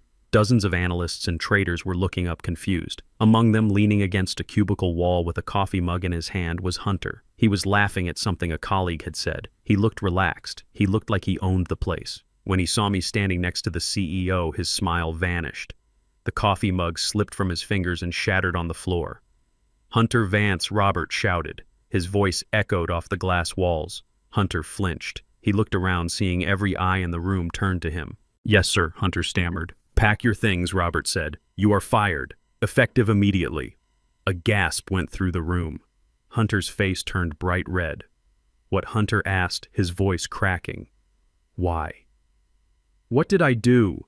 Robert pointed a finger at him. "A finger of judgment." "You violated our code of conduct," Robert said. "We have a zero-tolerance policy for racism, fraud, and elder abuse. You are a disgrace to this firm." Hunter looked up at me. His eyes were wide with panic. He saw me standing there impassive, untouchable. He realized in that moment that the game was not only over, but that he had lost everything. Gus, Hunter shouted, trying to appeal to the crowd. "This is a misunderstanding. He is lying. He is senile. He doesn't know what he is doing." I did not speak. I did not have to. Robert spoke for me. "Security!" Robert yelled. "Escort Mr. Vance from the building. If he resists, call the police." 2 large security guards in black uniforms materialized from the lobby. They marched toward Hunter. Hunter tried to back away. "You can't do this," Hunter screamed. I have rights. I am going to be rich. I have a power of attorney. I own this old man." One of the guards grabbed Hunter's arm. Hunter swung at him, a wild, desperate flail. The guard didn't even blink. He swept Hunter's legs out from under him and pinned him to the carpet. Hunter howled. "Get him out of here," Robert said, disgust dripping from his voice. "Drag him out if you have to." And they did. They hauled him up by his armpits. His feet dragged on the floor, his expensive suit bunched up around his shoulders. He was kicking and screaming, spewing profanities, crying like a baby. I watched from the balcony. I looked down at him as he was dragged past his colleagues, past the people he had tried to impress, past the life he thought he deserved. He looked up at me one last time before they shoved him through the revolving doors. His eyes were filled with hate, yes, but also with a dawning, terrifying realization. He had underestimated the truck driver. The doors spun and he was gone, dumped onto the sidewalk. Robert turned to me. He looked shaken. "I apologize, Gus," he said. "I had no idea." "I know, Bob," I said. I patted his shoulder. "The money stays, but do me a favor. Make sure his severance package is 0. I walked back to the elevator. I descended to the lobby. I walked out the front doors. Hunter was there on the pavement. He was on his knees trying to gather the contents of his pockets that had spilled out. His phone, his wallet, and the crumpled, water-stained document he had forced me to sign. He looked up as I approached. He scrambled back, crab-walking on the concrete. You ruined me," he whispered. I stopped. I leaned on my cane. "I didn't ruin you, Hunter," I said. "I just exposed you. There is a difference." I nodded to Thomas, who brought the rolls around. "By the way," I said as I opened the car door, "I hope you read that document you signed last night, the one you are clutching so tightly, because my lawyers are going to be calling you about the repayment schedule." I got in the car. "What repayment?" Hunter yelled as the window rolled up. "What are you talking about?" I didn't answer. I just watched him through the tinted glass, a small, broken man sitting on the sidewalk in a suit he couldn't pay for, holding a debt he couldn't service, realizing that the old man he had mocked was the one who had just signed his pink slip. The office was gone, the apartment was gone, the car was gone. Now it was time for the daughter. She was looking for a sugar daddy. I was going to help her find one. And it was going to be a match made in hell. By Tuesday evening, the atmosphere in the east wing of my estate had shifted from anger to a cold, desperate panic. Hunter had returned from the city not as a conqueror, but as a casualty. He walked with a limp, nursing a bruised ego and a security escort's rough handling. He did not tell Vanessa or Tiana the full truth, of course. He mumbled something about a restructuring, about being too good for the firm, about unfair politics. But Tiana knew. She smelled failure on him like cheap cologne. She looked at her husband, the man she had married for his potential, and saw a dead end. I watched it all from my study. I watched Tiana recoil when Hunter tried to hug her. I watched her retreat to the corner of the guest living room, her face illuminated by the glow of her phone screen. She was scrolling furiously, her thumb swiping left and right with the frantic energy of a drowning woman looking for a piece of driftwood. She was not looking for jobs. She was not looking for apartment listings. She was looking for an exit strategy. And for Tiana, an exit strategy always meant a man. I picked up my phone and called Vince, a private investigator I had kept on retainer for 20 years. He answered on the first ring. "Vince," I said, "I need you to run a bait operation. It is time to go fishing." I gave him the parameters. Create a profile on the most exclusive sugar daddy dating app in Atlanta. Make him young, handsome, and obscenely wealthy. Make him everything Hunter pretended to be, but wasn't. Call him Julian. Give him a background in tech or crypto, something vague but expensive, and park him right in Tiana's search radius. 20 minutes later, Tiana's phone pinged. I saw her face light up on the security monitor. She sat up straighter. She fixed her hair. She began typing. She was hooked. By Wednesday morning, she had a date. She told Vanessa she was going to a job interview. She told Hunter she was going to meet a study group friend. She lied with a fluidity that was almost impressive. She put on a red dress that I recognized from a charge on my credit card 3 months ago, $600 at Neiman Marcus. She did her makeup in the bathroom mirror, applying layers of confidence over her desperation. I sat on my porch and watched her leave. She had ordered a rideshare, paying for it with cash she had likely stolen from Hunter's wallet while he slept. She walked past me without a word, her head held high, the scent of her perfume lingering in the humid air. She looked like a predator on the prowl. She had no idea she was the prey. Vince had set up the meeting at Le Monde, a bistro downtown known for its privacy and its wine list. He had rented out a private booth in the back. He had also installed 3 high-definition microphones and 2 pinhole cameras in the flower arrangements. I went back to my study and opened my laptop. I pulled up the live feed. Then I did something crucial. I opened an anonymous messaging app. I entered 2 numbers, one for Hunter, or one for Vanessa. I typed a simple message. You might want to see what your family is doing right now. I pasted the link to the live stream. I hit send. Then I sat back and watched. On the screen, Tiana was seated across from Julian. Julian was actually an actor Vince used for sting operations, a handsome man in his 30s with a smooth voice and a Rolex that was a very convincing replica. He poured Tiana a glass of wine. She drank it greedily. You look stunning, Tiana, Julian said. It is hard to believe a woman like you is single. Tiana laughed. It was a tinkling, artificial sound. It is complicated, she said, leaning forward, showing off the neckline of the dress. I am technically married, but it is over. It has been over for a long time. Oh, Julian asked, raising an eyebrow. Why is that? He is useless, Tiana spat. The venom in her voice was startling. He told me he was a financier. He told me he was going to take care of me. But he is just a loser. He lost his job yesterday. Can you believe that he got fired for being incompetent? He has no ambition. He is weak. I need a man who can build an empire, not a man who cries because his boss yelled at him. I glanced at the other monitor, the one showing the security feed of the guest wing. Hunter was sitting on the sofa staring at his phone. I saw his face crumple. I saw him stand up, his hands shaking. He was watching. He was hearing his wife, the woman he had just sacrificed his career for, call him a loser to a stranger. Julian nodded sympathetically on the screen. That sounds terrible, he said. And your family? Do they support you? Tiana rolled her eyes. She took another gulp of wine. My family is a joke, she said. My mother is a gold digger who lost her touch. And my stepfather, God, don't get me started. What about him? Julian asked. He is this ancient, senile old man, Tiana said. Her voice dripped with disgust. He is disgusting. He walks around with this cane, drooling, forgetting where he is. He thinks he is some big shot because he used to drive trucks. But he is just a wallet with a pulse. I watched Vanessa on the security feed. She was in the guest bedroom. She was holding her phone, her hand over her mouth. She was watching her daughter destroy the narrative they had built together. She was watching Tiana burn the bridge while standing on it. He is dying anyway. Tiana continued, waving her hand dismissively. He has to be. Nobody lives that long with that much hate inside them. We are just waiting for him to kick the bucket so we can get the money. But honestly, I don't know if I can wait. I deserve better. I deserve to be spoiled now. I am in my prime. I shouldn't be playing nursemaid to a walking corpse and a broke husband. She reached across the table and touched Julian's hand. That is why I am here, she purred. I am looking for an upgrade. I am looking for someone who can give me the life I was meant for. Someone like you. Julian smiled. He pulled his hand back slowly. An upgrade, he repeated. Interesting choice of words. Yes, Tiana said, mistaking his withdrawal for playing hard to get. I can be very appreciative. I just need you to get me out of that house. Get me away from those losers. I looked at Hunter on the security feed. He wasn't crying anymore. He was shaking with rage. He threw his phone against the wall. It shattered. He started pacing the room, running his hands through his hair, screaming at the empty air.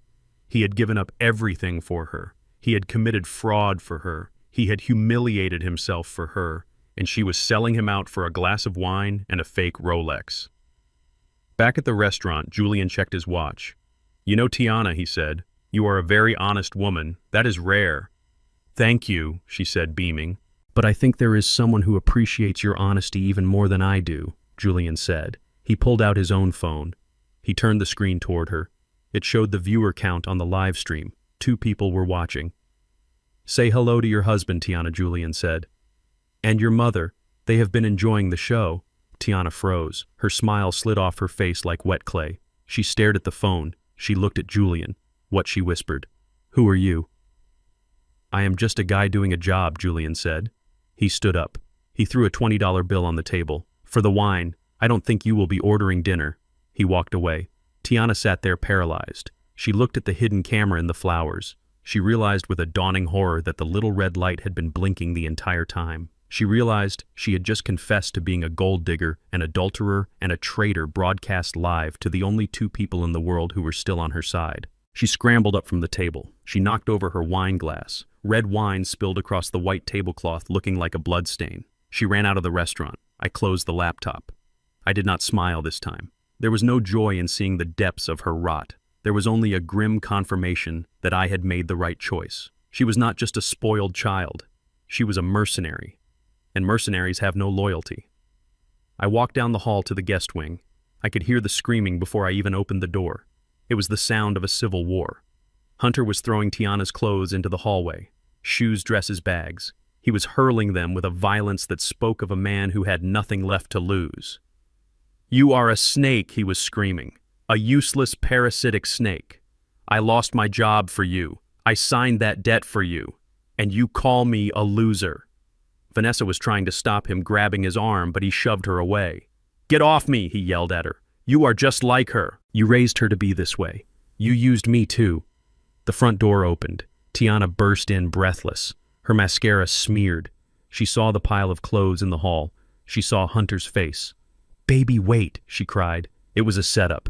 He tricked me. I didn't mean it. I was just saying what he wanted to hear to get money for us." "Liar," Hunter roared.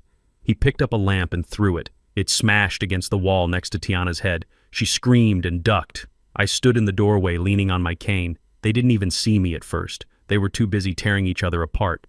It was like watching rats in a bucket when the water starts to rise. They turn on each other instantly. "Enough," I said. My voice was not loud, but it cut through the noise. They all froze. They turned to look at me. Hunter was panting, his chest heaving. Tiana was sobbing on the floor. Vanessa was pale, pressing her hand to her chest. "This is my house," I said, "and I do not tolerate violence or trash in my hallway." I looked at Hunter. "You have a lot of energy for a man who is unemployed and $500,000 in debt," I said. "Perhaps you should save it. You are going to need it where you are going." "Where am I going?" Hunter spat. "To hell, I am already there." "Not yet," I said, "but you are close." I pointed to the door. "The police are on their way," I said. "I called them 5 minutes ago. Not for the domestic disturbance, although that is certainly cause enough, but because I found something in your room while you were out, Hunter.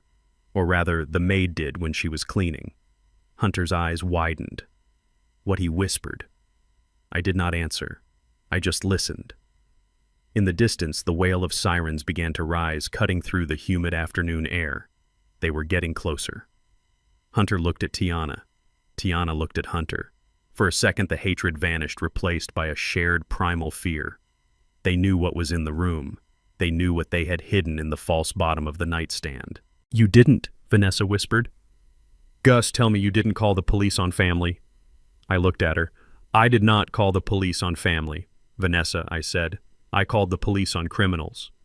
The sirens were loud now. They were turning into the driveway. Blue lights flashed through the windows, painting the walls in strokes of panic. "Run," Hunter whispered to Tiana. But there was nowhere to run. The castle was locked down, and the gates were closed. The blue lights of the police cruisers strobed through the front windows, casting long, frantic shadows against the hallway walls. The wail of the sirens died abruptly, replaced by the heavy thud of car doors slamming and the crackle of police radios. I stood my ground in the doorway of the guest wing, leaning on my cane, watching the inevitable conclusion of the chaos I had orchestrated. Hunter was backed into a corner, breathing hard, his knuckles bruised from where he had punched the wall. Tiana was curled on the floor, sobbing into her hands, her mascara staining her cheeks like war paint. Vanessa was frozen, her hands pressed to her mouth, her eyes darting between her daughter and the front door. 3 officers burst into the foyer. They were not smiling. They moved with the tactical precision of men entering a volatile situation. One of them, a sergeant I recognized from the precinct charity dinners I sponsored, took the lead. He saw the broken lamp on the floor. He saw the clothes scattered like debris. He saw the terror on Tiana's face. "Police," the sergeant announced, his voice booming through the high ceilings. "Separate. Now, keep your hands where we can see them." Hunter raised his hands slowly. He tried to compose himself, tried to summon that slick financial salesman persona that had failed him so spectacularly all week. "Officers," Hunter said, his voice shaking only slightly. "This is just a misunderstanding. My wife and I were having a disagreement. It got a little heated. We are fine. We don't need any trouble. The sergeant ignored him. He gestured to his partner who moved to check on Tiana. "Ma'am, are you injured?" the officer asked. Tiana looked up. She saw the badge. She saw the gun on his hip.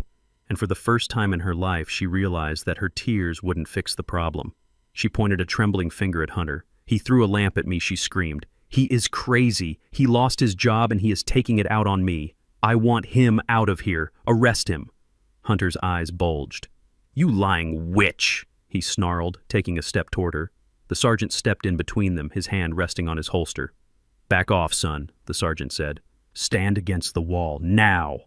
Hunter complied, but his eyes were burning holes into Tiana. "She cheated on me," Hunter shouted to the room. "I gave up everything for her, and she cheated on me. That is why I am upset. It is a crime of passion." "It is domestic battery," the sergeant corrected him. "And in this county, we take that very seriously. Turn around, hands behind your back."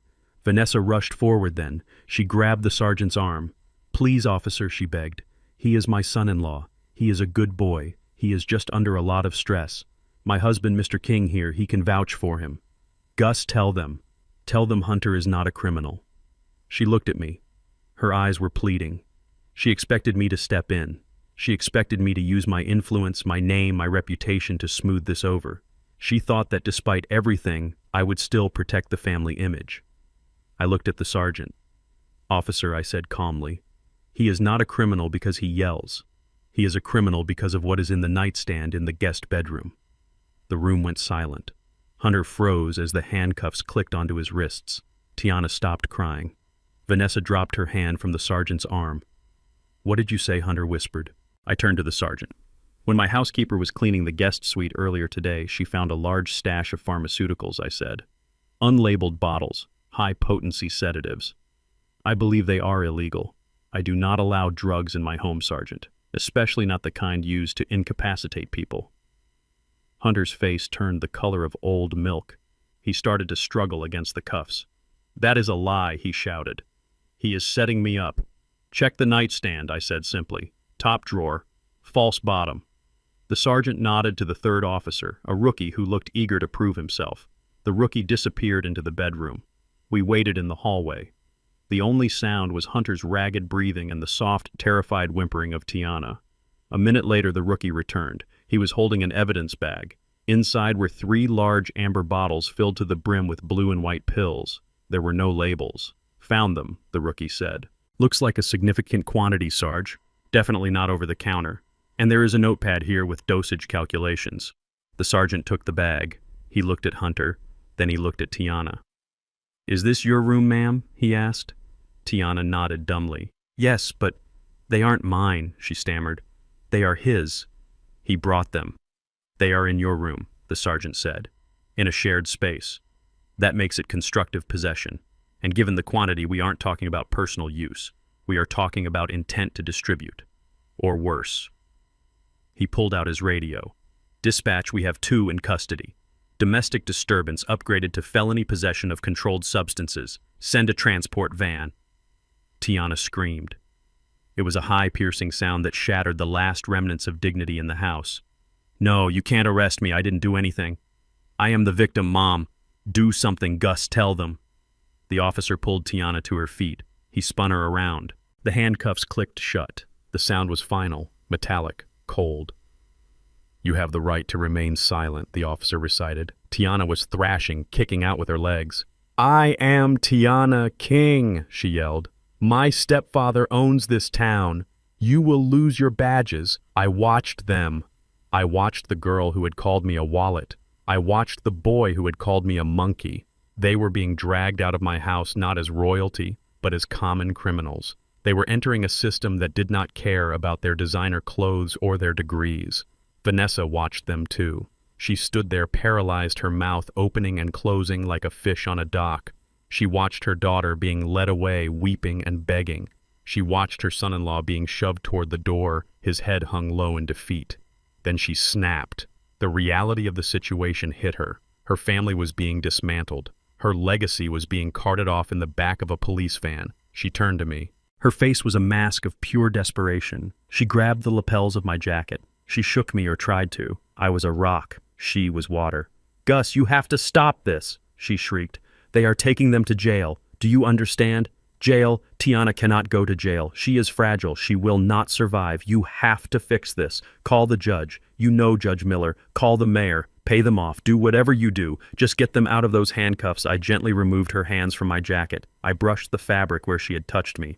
I cannot interfere with a police investigation, Vanessa, I said. That would be obstruction of justice, and I am a law-abiding citizen. She fell to her knees. She actually fell to her knees on the marble floor, grabbing my hand, kissing my knuckles. It was a pathetic display, a performance of grief meant to manipulate the one man she thought she still controlled. Please, Gus, she sobbed. I am begging you. I will do anything. I will sign anything. Just bail them out. Pay the bail. Get them a lawyer. They have no money. You took it all. You are the only one who can save them. Please. For me. For your wife. I looked down at her. I looked at the tears streaming down her face. I wondered if she had cried like this when she was plotting to lock me away in a nursing home. I wondered if she had cried when she watched me drink that poisoned tea. Bail, I asked. Yes, she cried, looking up with a glimmer of hope. Just pay the bail. It will be set in the morning. It might be 50,000, maybe 100,000. That is pocket change for you, Gus. You keep that much in your safe. Just write the check. I pulled my hand away.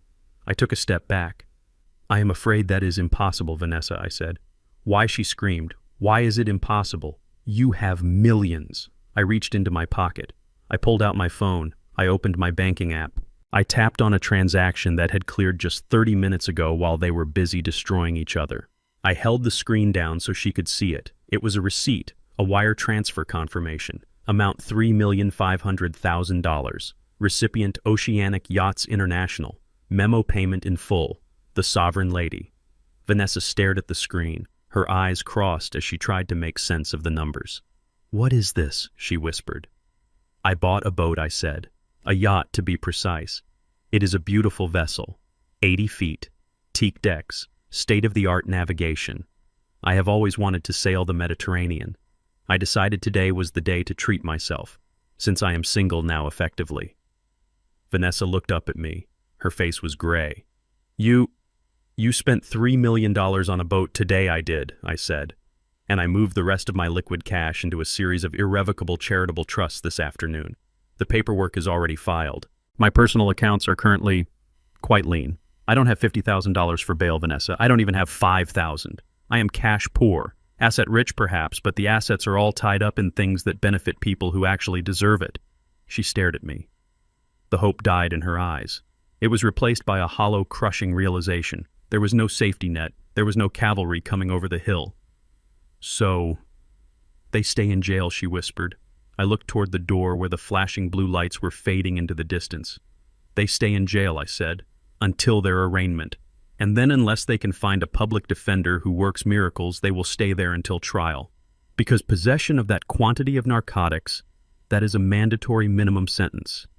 And since I am the primary witness against them, well, I don't think the judge is going to be very lenient. Vanessa stood up slowly. She swayed on her feet. She looked like she had aged 10 years in 10 minutes. You are a monster, she said. Her voice was flat. Dead. I smiled. No, Vanessa, I said. I am a mirror. I am just reflecting the energy you brought into my house. You wanted to drug me. Now you deal with the drugs. You wanted to lock me up. Now you deal with the lockup. It is symmetry. It is poetic justice. I turned and walked toward the stairs. I needed to pack. I had a flight to catch in the morning to inspect my new purchase. Where are you going? She asked to my back. To bed, I said. I have a big day tomorrow. And you should probably get some rest too, Vanessa. The bus to the county jail leaves early from downtown. And since I canceled your Uber account, it is a long walk to the station. I climbed the stairs. I did not look back. I heard her collapse onto the bench in the foyer, wailing into the empty, echoing house. It was a sad sound. But it was not my sound. My sound was the hum of a yacht engine waiting for me in a harbor far, far away from here. The children were gone. The house was mine again. And Vanessa. She was about to find out that being the queen of an empty castle is a very lonely job, especially when the king has taken the treasury and left the building. The morning sun filtered through the silk drapes of the master bedroom, illuminating dust motes dancing in the silent, empty air. The house felt cavernous without the noise of deceit filling its halls. I stood by the window sipping my black coffee, watching the driveway. I was waiting for Vanessa to make her move. I knew she would not stay home and weep. Vanessa was a survivor, a cockroach in couture who would scurry for the nearest crack in the floorboards the moment the lights came on. She needed money. She needed a lawyer for her daughter and her son-in-law. And since I had frozen the family accounts and she had spent her meager paycheck on shoes, she had only one option left: the slush fund. I checked the GPS tracker on her phone, a precaution I had installed 3 years ago when she started taking suspiciously long trips to Miami. She was moving. She was in a taxi heading downtown. She was heading straight for the sleek, glass-fronted building that housed the Atlanta branch of Zurich Private Wealth. I smiled into my coffee cup. She thought she was so clever. She thought I didn't know about the account ending in 774. She thought I didn't notice the little siphoning she had been doing for 5 years. 5,000 here for interior design consultations that never happened. 3,000 there for charity gala tickets that were never purchased.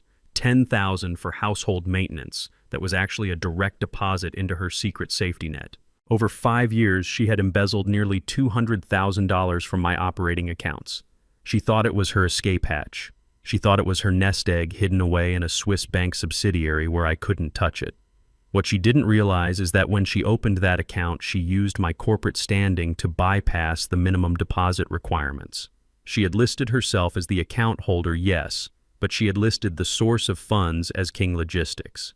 And in the fine print of the banking agreement, the same fine print she never read, it stated that any account funded by corporate assets listed the corporation's majority shareholder, me, as the primary beneficial owner. She was just an authorized signatory, a secondary user. I pulled up the live feed from the bank's lobby. I was a premium client. I knew the branch manager, Henri, very well. I had called him an hour ago and told him to expect my wife. I told him to give her the VIP treatment. I wanted her to feel safe. I wanted her to feel powerful.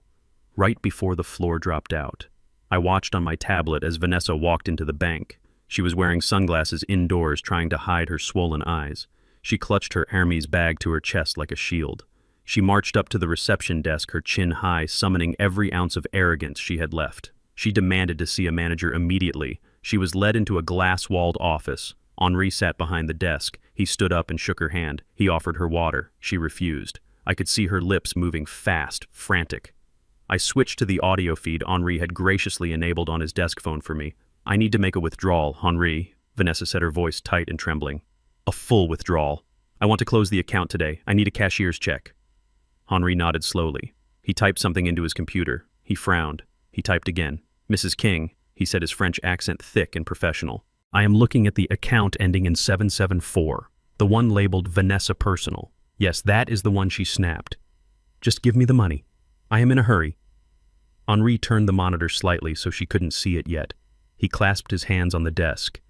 "I am afraid that is impossible, madame," he said. Vanessa froze. Her knuckles turned white on the straps of her bag. "Impossible," she whispered. "What do you mean, impossible? Is the system down?" "I don't care about penalties. I told you I need the money now." "It is not the system," Madame Henri said gently. "It is the balance." "What about the balance?" "There is over $200,000 in there. I checked the app yesterday." Henri shook his head. "There was $200,000 in there on Saturday morning," he corrected her. "But as of this morning, the balance is 0.00. Vanessa stood up so fast her chair tipped over backward. She slammed her hands onto the desk. "Zero," she shrieked. "That is a lie. Who took it? Was it hacked? I didn't authorize any transfers." "You did not." "No." Henri agreed. "But the primary account holder did." "Primary account holder!" Vanessa yelled. "I am the account holder. I opened it. It is my name on the checks. You are the authorized signatory," Madame Henri said, his voice remaining calm in the face of her hysteria. "But the account is linked to King Logistics. Mr. Augustus King is the beneficial owner. And Mr. King executed a wire transfer late Saturday night shortly after midnight. Vanessa's face went gray. She looked like she had been shot. She slumped against the desk, her legs giving out. "Gus," she wheezed. Gus took the money. "He did not take it exactly," Henri said. "He transferred it, where she begged." "Where did he send it?" "Maybe I can get it back. It is a mistake. He is confused. He is old." Henri picked up a piece of paper from his printer. It was the transaction receipt. He slid it across the desk toward her. "It does not appear to be a mistake," Madame Henri said. "He transferred the entire sum, $212,450, to the United Negro College Fund. The memo line says, 'Scholarship in the name of Tiana King for students who actually study.'" Vanessa stared at the paper. Her eyes bulged. Her mouth opened and closed, but no sound came out. The money she had stolen nickel by nickel, the money she had hoarded for 5 years, the money she was going to use to bail out her criminal daughter and save her own skin, was gone. It was gone to pay for the tuition of strangers. It was gone to do the good that Tiana had refused to do. She let out a sound that was half sob, half scream. It was the sound of a woman realizing she was standing on a trapdoor that had already opened. "He knew," she whispered. "He knew the whole time." Henri nodded sympathetically. "Mr. King is a very astute businessman, madame. He monitors all his assets. He told me he allowed the account to remain active as an experiment. He wanted to see how much you would take." "And I took it all," she moaned. Henri stood up. "Is there anything else I can help you with, madame? Perhaps validate your parking?" Vanessa looked up at him. Her eyes were wild, unfocused. The reality was crashing down on her. Her daughter was in jail. Her son-in-law was in jail. She was facing criminal charges for conspiracy. And she was broke. Completely, utterly broke. She didn't even have enough money to pay the taxi waiting outside. She started to laugh. It was a high, manic sound. She grabbed the receipt and crumpled it in her fist. "He cut me off," she giggled. "He really cut me off. He left me nothing. Not even the crumbs I stole." She turned and stumbled toward the door. She didn't pick up the chair she had knocked over. She didn't say goodbye. She walked out of the glass office like a zombie. I watched her on the camera as she entered the main lobby. Her walk was unsteady. She bumped into a pillar. She stopped in the center of the marble floor, surrounded by people in expensive suits conducting business. She looked around, dazed. Then her knees buckled. She didn't faint. She just gave up. She slid down to the cold floor, her expensive dress pooling around her, her Hermes bag spilling open, revealing tubes of lipstick and empty credit card holders. She put her head in her hands and wailed. It was a guttural, ugly sound that echoed off the vaulted ceiling. Security guards rushed toward her, unsure if she was sick or crazy. I closed the laptop. I finished my coffee. It was cold now, but it still tasted good. I didn't feel happy. I didn't feel sad. I just felt finished. The audit was complete. The liabilities had been purged. The balance sheet was clean. I stood up and picked up my cane. I had a flight to catch. The Sovereign Lady was waiting for me in Miami. The captain had emailed me this morning saying the weather was perfect for a maiden voyage. I walked to the front door of my empty mansion. I set the alarm. I locked the deadbolt. I walked down the steps to the Rolls-Royce. Thomas opened the door. "To the airport," Sir Thomas asked. "Yes, Thomas," I said, "and take the scenic route. I want to enjoy the view of a city that no longer holds any debts for me." As we drove away, my phone buzzed. It was a text from Harrison Wolfe. The DA just called it red. "They are denying bail for Hunter and Tiana, flight risk, and they are issuing a warrant for Vanessa for embezzlement and conspiracy. Do you want to make a statement?" I typed back a single word. "No." I put the phone in my pocket. I didn't need to make a statement. My silence was the loudest thing they had ever heard. They had spent 5 years listening to my money talk. Now they were going to have to listen to the sound of their own consequences. And that was a conversation I didn't need to be present for. The courtroom smelled of lemon polish and old lies. It had been 30 days since I boarded my yacht in Miami, 30 days of silence and sea air, but I had flown back for this. I had flown back to watch the final act of the play Vanessa had written for herself. She sat at the plaintiff's table dressed in a modest gray suit I had never seen before. She wore no jewelry. Her hair was pulled back in a severe bun. She looked like a grieving widow, which was exactly the look her high-priced lawyer had told her to affect. She was grieving the death of her bank account. I sat on the other side, flanked by Harrison Wolfe. I wore a navy suit perfectly tailored. I did not look at her. I looked at the judge, a woman named Honorable Judge Sterling, who had a reputation for suffering no fools.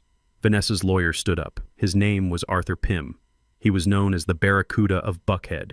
He charged $1,000 an hour, which I assumed Vanessa was paying with a promise of future settlement money because I knew for a fact she didn't have a dime. Your Honor, Pym began, his voice booming. We are here today to rectify a gross injustice. My client, Vanessa King, has been the victim of systematic financial and emotional abuse. For 5 years, she served as the backbone of the King Empire. She managed the household. She advised Mr. King on business matters. She sacrificed her own career to support him. And how was she repaid? With infidelity, with cruelty, with a sudden vindictive lockout that left her destitute. I raised an eyebrow. Infidelity, that was a new one. Pym continued, pacing in front of the bench.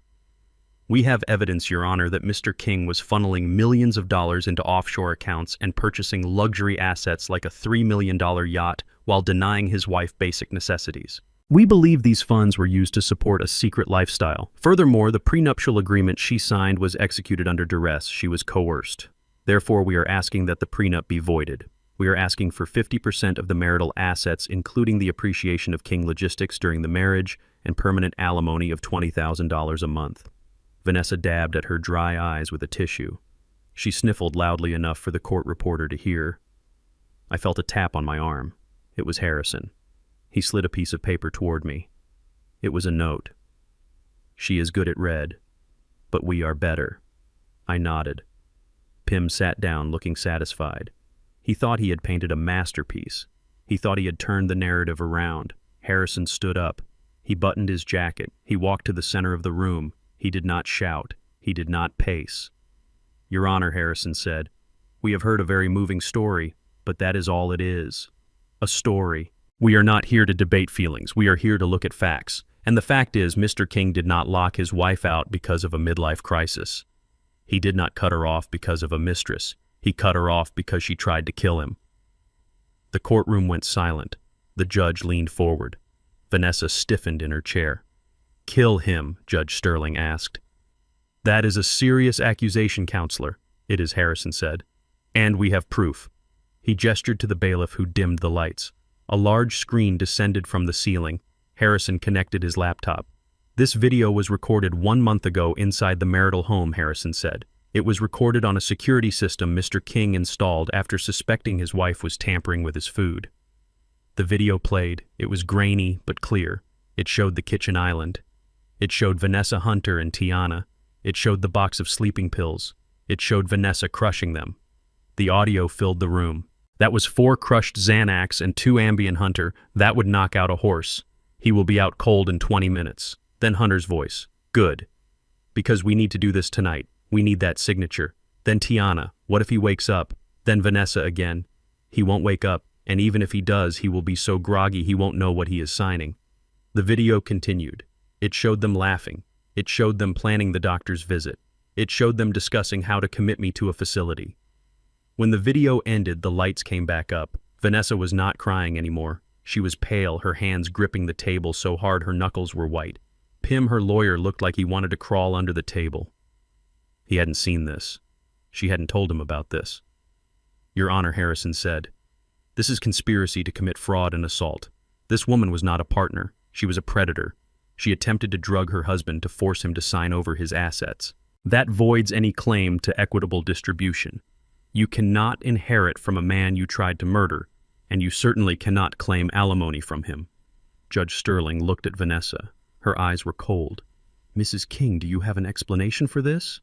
Vanessa stood up. She was trembling. It is taken out of context, she shrieked. We were worried about him. He was sick. We needed to help him. Sit down, the judge snapped. Harrison wasn't done. He walked back to our table and picked up a thick file. There is one more thing, Your Honor. Harrison said. Mr. Pym mentioned emotional abuse. He mentioned that Mr. King isolated his wife and stepdaughter. He claimed that Mr. King did not respect the family bond. Specifically, Mrs. King has stated in her deposition that her daughter Tiana comes from a lineage of high society and that Mr. King was jealous of Tiana's biological father. She claimed Mr. King tried to erase Tiana's heritage. I looked at Vanessa. This was her favorite lie. The lie about the mysterious, wealthy diplomat father who had died tragically. The lie she used to make Tiana feel like a princess and me like a servant. Tiana believed it. She believed her father was a king. I stood up. "May I speak, Your Honor?" I asked. The judge nodded. "Proceed, Mr. King." I picked up the file. I walked over to the witness stand, but I didn't sit. I stood in the well of the court facing Vanessa. "You told Tiana her father was a diplomat," I said. "You told her he was a man of class. You told her he left her a trust fund that I stole. You used that lie to turn her against me. You used it to make her hate me." Vanessa glared at me. "He was a better man than you," she hissed. "He had style. He had grace." I opened the file. I pulled out a mugshot. It was old, grainy, black and white. It showed a man with a charming smile and dead eyes holding a slate with a number on it. "This is Marcus Johnson," I said, holding the photo up for the judge. "Also known as Slick Verify, also known as the Gentleman Bandit. He is not a diplomat, Vanessa. He is a con artist. He is currently serving 20 years in a federal penitentiary in Louisiana for wire fraud and identity theft. He scammed 3 widows out of their life savings before he met you." Vanessa gasped. Pim closed his eyes. I pulled out a stack of letters. They were written on yellow legal paper in pencil. "And he didn't die," I continued. "He writes to you every month. Or rather, he writes to me." I tossed the letters onto the defense table. They slid across the polished wood and landed in front of Vanessa. "Read them," I said. "Read what your man of class has to say." I picked one up and read it aloud. "Yogos rent is due on the commissary account. Send another 500 or I'm going to write to the girl and tell her who her daddy really is. Tell her how her mama helped me run the pigeon drop on that old lady in Memphis." The courtroom gasped. Even the bailiff looked shocked. "You see, Your Honor," I said, turning to the judge, "I have been paying him. For 5 years, $500 a month, not to keep him quiet for my sake, but for hers." I pointed at Vanessa. "I paid him so Tiana wouldn't know her father was a criminal. I paid him so she could keep her fantasy. I protected her from the truth because I thought it would break her heart. I let her insult me. I let her call me a wallet. I let her say I had no class, all while I was paying off the man who abandoned her to keep him from destroying her self-esteem." I looked at Vanessa. She was shrinking. She was melting into her chair. The lie she had built her life on, the lie she had used to feel superior to me, was gone. "I protected you, Vanessa," I said softly. "I covered your shame, and you repaid me with poison." I turned back to the judge. "I am done protecting them, Your Honor. I am cutting the cord. I am stopping the payments to the prison today. Let him write to Tiana. Let him tell her the truth. Maybe she needs to know where she really comes from. Maybe then she will understand that class isn't about what you wear. It is about what you do." Judge Sterling looked at the evidence. She looked at the video stills. She looked at the mugshot. She looked at the letters. She closed the folder. "Mr. Pym," the judge said. Her voice was icy. "I suggest you take your client into the hallway and explain to her what perjury is. I suggest you explain to her that if she does not withdraw her petition for alimony and agree to the terms of the prenuptial agreement immediately, I will refer this evidence to the district attorney for criminal prosecution by the end of the business day." Pym stood up. He was sweating. "Yes, Your Honor." "Immediately, Your Honor." He grabbed Vanessa by the arm. She was sobbing now, broken, ugly sobs. She tried to look at me, tried to find some mercy in my face, but I had turned away. I was looking at Harrison. I was looking at the exit. They dragged her out of the courtroom. I heard her wailing in the hallway. I heard her screaming that she was sorry, that she didn't mean it. It didn't matter. The truth was out. The foundation of lies had cracked and the house was coming down. Harrison closed his briefcase. "Well done, Gus," he said. I nodded. "Is it over?" I asked. "The divorce." "Yes," Harrison said. "She will sign. She has no choice." "But the fallout." "That is just beginning." I thought about Tiana. She was sitting in a jail cell waiting for a bail hearing. She didn't know yet. She didn't know her father wasn't a diplomat. She didn't know her mother was a fraud. She didn't know the only man who had ever truly taken care of her was the one she had spit on. "She is going to find out," I said. "Yes," Harrison said. "The letters. Do you want me to send them to her?" I thought about it. I thought about the girl who wanted a Birkin bag. I thought about the girl who called me a wallet. "Yes," I said. "Send them. Send them to the jail. Let her read them in her cell. Let her see what kind of blood runs in her veins. Maybe it will humble her, or maybe it will break her. Either way, it is not my problem anymore. I walked out of the courtroom. The air in the hallway was cooler, cleaner. I walked past the conference room where Pim was yelling at Vanessa. I didn't stop. I walked to the elevator. I had one more stop to make, one more loose end to tie up, and then I was going back to the sea. The air outside the county bail bonds office tasted like diesel fumes and desperation. It was a gray Tuesday afternoon, the kind of day where the sun refuses to shine as if it is embarrassed by what is happening down below. I pulled the Rolls-Royce up to the curb, but I did not tell Thomas to open the door. I wanted to look at her first. I wanted to see what 3 days in a holding cell does to a woman who thinks the world owes her a living. Tiana was sitting on a concrete bench. She was wearing the same red dress she had worn to the date with the fake sugar daddy, but it was no longer glamorous.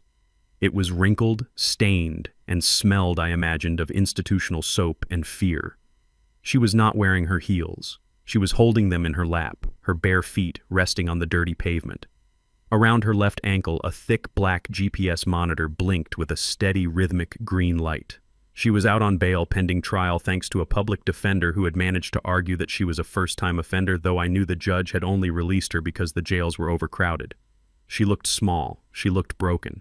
But as I watched her check her phone, I saw that familiar scowl, that set of the jaw that told me the arrogance was not gone. It was just bruised. She was probably texting Vanessa or maybe trying to log back into her social media to spin a story about how she was the victim of a grand conspiracy. She still believed in her own myth. She still believed she was a princess in exile. I opened the car door and stepped out. The sound of my cane hitting the pavement made her look up. Her eyes narrowed. She stood up, clutching her shoes to her chest like a weapon. "You," she hissed. Her voice was raspy. "You came to gloat. You came to see the show. Take a good look, Gus. I hope you are happy. You put your own daughter in a cage." I stopped a few feet away from her. I did not smile. There was no joy in this. It was a tragedy, but it was a necessary one. "I did not put you in a cage, Tiana," I said quietly. "You built the cage yourself when you filled your bedroom with illegal narcotics. I just locked the door." She stepped forward, her face twisting with hate. "You set us up," she screamed. "You ruined Hunter, you ruined Mom, and you ruined me. But you know what? It doesn't matter, because you are nothing. You are a jealous, bitter old man who couldn't stand that I loved my real father more than you. You hated him, didn't you? You hated that he was a diplomat. You hated that he had class. You hated that he came from a world you could never buy your way into." There it was. The ghost. The myth. The lie that Vanessa had fed her since she was a little girl to explain why her father wasn't there, why they were broke, why the world was unfair. She had built an entire identity around a man who didn't exist. She believed she was royalty because she believed he was a king. I reached into the inside pocket of my jacket. I felt the thick envelope there. It was heavy. It felt like carrying a brick. "Tiana," I said, "we need to talk about your father." "Do not talk about him," she yelled. "He would have killed you for this. If he hadn't died in that plane crash, he would be here right now, and he would destroy you. He loved me. He left me a fortune. Mom told me. You stole it. That is how you got rich, isn't it? You stole my inheritance." I pulled the envelope out. I held it in my hand. It was worn, battered. It contained 15 years of correspondence, 15 years of blackmail. "He didn't die in a plane crash," Tiana, I said. She froze. She looked at the envelope. What she whispered. "He is not a diplomat." I continued. "He never was. His name is Marcus Johnson. He is a con man. He ran Ponzi schemes in Florida and Louisiana. He stole grandmothers' pensions. He stole from churches. And he is not dead. He is in Angola State Prison serving 20 years for wire fraud and identity theft." "Liar," she breathed. "You are a liar. Mom told me." "Mom lied," I said. "She lied to protect you. Or maybe she lied to protect herself from the shame of having fallen for a grifter, but she knew, and I knew." I took a step closer and held the envelope out to her. "These are not forged," I said. "You can check the postmarks. You can check the prisoner ID number. These are letters he wrote to your mother. And then when she couldn't pay him anymore, he wrote them to me." She stared at the bundle of yellowing paper. Her hands were shaking so hard she almost dropped her shoes. She didn't want to take it. She wanted to run. But the truth has a gravity to it. It pulls you in. "Take it," I said. "Read them." She dropped her shoes on the sidewalk. She reached out and took the envelope. She opened it. Her fingers fumbled with the flap. She pulled out the top letter. It was written in pencil on lined paper. The handwriting was jagged, aggressive. "Read the first one," I said. "It is dated 3 months ago, right around the time you were demanding the Birkin bag." Tiana looked down. Her lips moved silently as she read. I knew the words by heart. "Yo, Gus. Time to pay the rent. I need $500 for the commissary. Prices are going up in here. If I don't see the money by Friday, I am going to write to the girl. I am going to tell her who her daddy really is. I am going to tell her that her mama was the one who drove the getaway car in Memphis. Send the cash, old man, or the fairy tale is over." Tiana gasped, a sound of pure physical pain. She dropped the letter. She grabbed another one. "Tell the girl to send me a picture. Not because I care, but because I can trade it for cigarettes. Some of the guys in here like young stuff." She read another. "I heard she is getting married. Does the husband have money? Maybe he can take over the payments. I am tired of dealing with you, Gus. You are too cheap." She read another. And another. There were dozens of them. Not a single one asked how she was doing. Not a single one asked if she was happy. Not a single one mentioned love or pride or missing her. They were all about money. They were transactional. They were cold. They were the writings of a sociopath who saw his daughter not as a person, but as leverage. Tiana fell to her knees on the sidewalk. She was surrounded by the yellow sheets of paper scattered like dead leaves. She picked one up and crumpled it against her chest. She began to keen. It wasn't crying. It was a high, thin sound of a soul shattering. The image of the diplomat in the suit vanished. The image of the tragic hero vanished. In their place was an inmate number. In their place was a man who wanted to trade her photograph for cigarettes. Why, she sobbed, looking up at me. Her face was streaked with dirt and tears. "Why did you pay him? Why didn't you tell me?" I looked down at her. I didn't feel anger anymore. I didn't even feel pity. I just felt tired. "I paid him to keep him away from you," I said. "I paid him $500 a month for 5 years so you could keep your dream. I wanted you to believe you came from love. I wanted you to have dignity.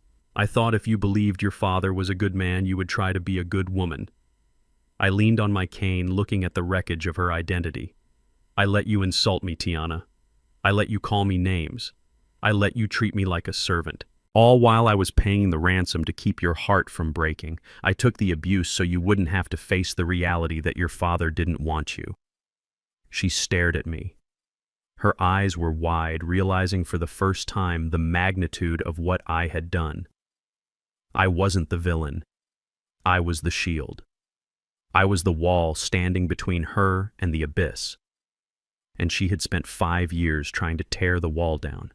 "But you cut me off," she whispered. "You put me in jail." "Yes," I said, "because the lie didn't work. The myth of the diplomat didn't make you noble. It made you entitled. It made you cruel. You thought you were better than everyone else because of a bloodline that didn't exist. You needed to hit the ground, Tiana. You needed to feel the concrete. You needed to know that class isn't about who your father is. It is about how you treat people. And your father, the one in prison, he treats people like objects. And that is exactly what you did to me." I reached into my pocket and pulled out a handkerchief. I dropped it onto her lap. "Wipe your face," I said. She picked up the handkerchief. It was monogrammed silk, something I would have given her father if he had been the man she thought he was. "What happens now?" she asked. Her voice was small. She sounded like a child again. "Now you grow up," I said. "You face the charges. You get a job. You pay your own way. And you stop waiting for a man to save you, because the man you thought would save you is a criminal, and the man who actually saved you is the one you threw away." I turned to leave. "Gus," she called out. I stopped, but I didn't turn around. "I am sorry," she said.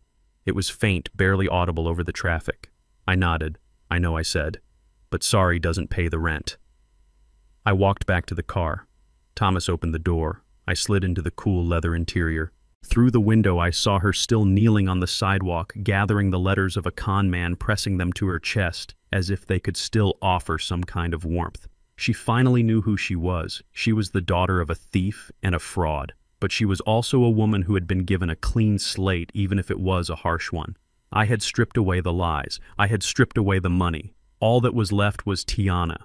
What she built from the rubble was up to her. I had done my job. I had taught the lesson. "Drive, Thomas," I said. The car pulled away, leaving her on the curb with the truth. It was a heavy burden, but it was the only thing I had left to give her. And unlike the money, the truth was something she couldn't spend. She had to live with it. 3 days after I watched Tiana crumble on the sidewalk outside the jail, I went back to where it all began, King Logistics, the trucking depot in South Atlanta that I had built from the dirt up. I had sold the majority stake years ago, but I kept an office on the second floor, a corner suite with glass walls that overlooked the loading docks. I liked to watch the trucks come in. I liked to see the commerce of the city moving crates and pallets, shifting like blood through veins. It reminded me of who I was before I became a wallet for ungrateful children. It reminded me that I was a man of iron and diesel, not just a signature on a check. It was 5 in the afternoon. The yard was busy. Forklifts were beeping, air brakes were hissing, and men in high-visibility vests were shouting over the roar of engines. I was sitting at my desk signing the final paperwork to transfer the deed of the Buckhead apartment complex to a property management firm. I was washing my hands of it. I wanted no physical reminders of the life I had subsidized for Hunter and Tiana. My secretary, a woman named Betty, who had been with me since the 80s, buzzed my intercom. Her voice was trembling. "Mr. King," she whispered, "there is a man here. He has a gun." Before I could answer, the door to my office exploded inward. It was Hunter. But it was not the Hunter I knew. The Hunter I knew wore tailored suits and smelled of sandalwood. This creature standing in my doorway was a ruin. He was wearing the same clothes he had been arrested in, now stained with sweat and dirt. He was unshaven, his eyes wild and bloodshot, vibrating with a manic chemical energy. He looked like a man who had not slept in 72 hours. He looked like a man who had stared into the abyss and decided to jump. In his right hand, shaking violently, was a silver pistol. It looked like a Saturday night special, something bought in an alley, not a gun shop. He waved it around the room, pointing it at the empty chairs at the window, and finally at me. "You think you won," he screamed. His voice cracked high and hysterical. "You think you can just throw me away like trash? I am Hunter Vance. I have a master's degree. I am the future. You are just the past." I did not stand up. I did not raise my hands. I placed my pen down on the desk, aligning it perfectly with the edge of the paper. I folded my hands on the mahogany surface. I looked at him over the rim of my glasses. I felt a strange cold calm settle over me. It was a feeling I had not felt since 1968 in a rice paddy in the Mekong Delta. The world slowed down. The noise of the depot faded. There was only the threat and the calculation of how to neutralize it. Hunter kicked the door shut behind him. He marched toward the desk, the gun bobbing up and down. "Get up," he ordered. "Get up, old man. We are leaving." I looked at him. "Where are we going, Hunter?" I asked. My voice was steady, bored even. "To the bank," he spat. "You are going to wire the money back. All of it. The $5 million you took from the firm, the money you stole from Vanessa. You are going to put it in an account I control. And then you are going to sign a confession saying you framed us, saying you planted the drugs." I sighed. I shook my head slowly. "There is no money, Hunter," I said. "I told Vanessa. It is in trust. It is gone. And even if I could access it, do you really think a wire transfer happens instantly? Do you think the bank is just going to hand you cash because you are waving a pistol? You truly know nothing about finance, do you?" "Shut up," he shrieked. He slammed the gun onto the desk, the barrel inches from my hand. "Don't you lecture me, you stupid arrogant." He used a word then, a word I had heard many times in my life, a word that used to be shouted at me from passing cars when I was a young man walking home from work, a word that was painted on the door of my first truck. It was a hateful, ugly word, a racial slur that carried centuries of violence behind it. He screamed it at me. He screamed that I was inferior. He screamed that I should have been grateful a white man married into my family. He screamed that everything I had stolen from people like him. The veneer of the polite Southern gentleman was gone. The mask of the loving son-in-law was gone. This was the real Hunter. This was the rot that had been festering beneath the surface for 5 years. He didn't just hate me because I cut him off. He hated me because I was a black man who had more power than him. He hated me because he had to beg me for scraps. I watched him rant. I watched the spittle fly from his lips. I watched the veins bulge in his neck. When he finally paused for breath, aiming the gun at my chest, I spoke. "Are you finished?" I asked. "No," he yelled. "Get up! I am kidnapping you, Gus. Do you understand I am taking you as collateral?" I stayed seated. I leaned back in my chair. I am 72 years old, Hunter, I said. I have bad knees, I have a bad hip. I don't walk fast. And I certainly don't walk anywhere at gunpoint, so if you want to shoot me, go ahead. Do it right here. Save us both the trip. He froze. He hadn't expected that. He expected begging. He expected fear. He didn't know how to handle a man who wasn't afraid to die. I will kill you, he threatened, but his voice wavered. I chuckled. It was a dark, dry sound. Son, I said, I was 17 years old when I landed in Vietnam. I have had men try to kill me who were professionals. Men who knew how to hold a rifle. Men who fought for something they believed in. You are a boy holding a toy you are afraid to use. You are shaking so hard you would probably miss from this distance and hit the window. I stood up. He flinched. He took a step back. Sit down, he screamed. No, I said. I walked around the desk. I did not use my cane. I stood tall. I walked straight toward the barrel of the gun. You call me names? I said, my voice rising, filling the room with the authority of a man who has commanded fleets. You use slurs because you are small. You think your skin makes you better than me. Look at you. You are a mess.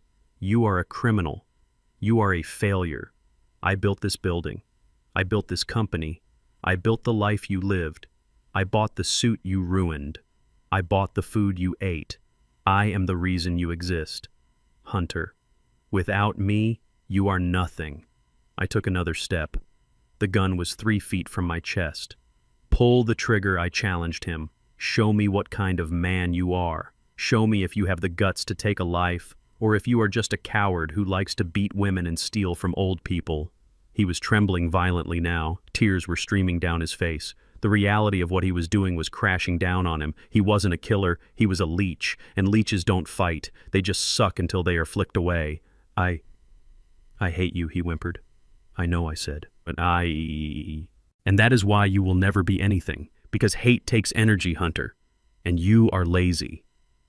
In the distance, sirens began to wail. Betty had called the police. I could hear the heavy boots of the SWAT team hitting the stairs. Hunter heard them too.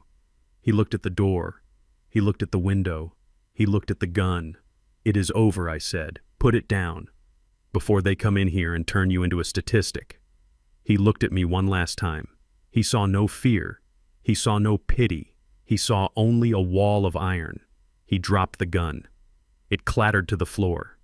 He fell to his knees, burying his face in his hands, sobbing. I kicked the gun away. I walked back to my desk and sat down. The door burst open again. Men in tactical gear swarmed the room. Rifles were pointed. Shouts of "Police!" and "Get down!" filled the air. They tackled Hunter. They slammed him into the carpet. They cuffed his hands behind his back. He didn't fight.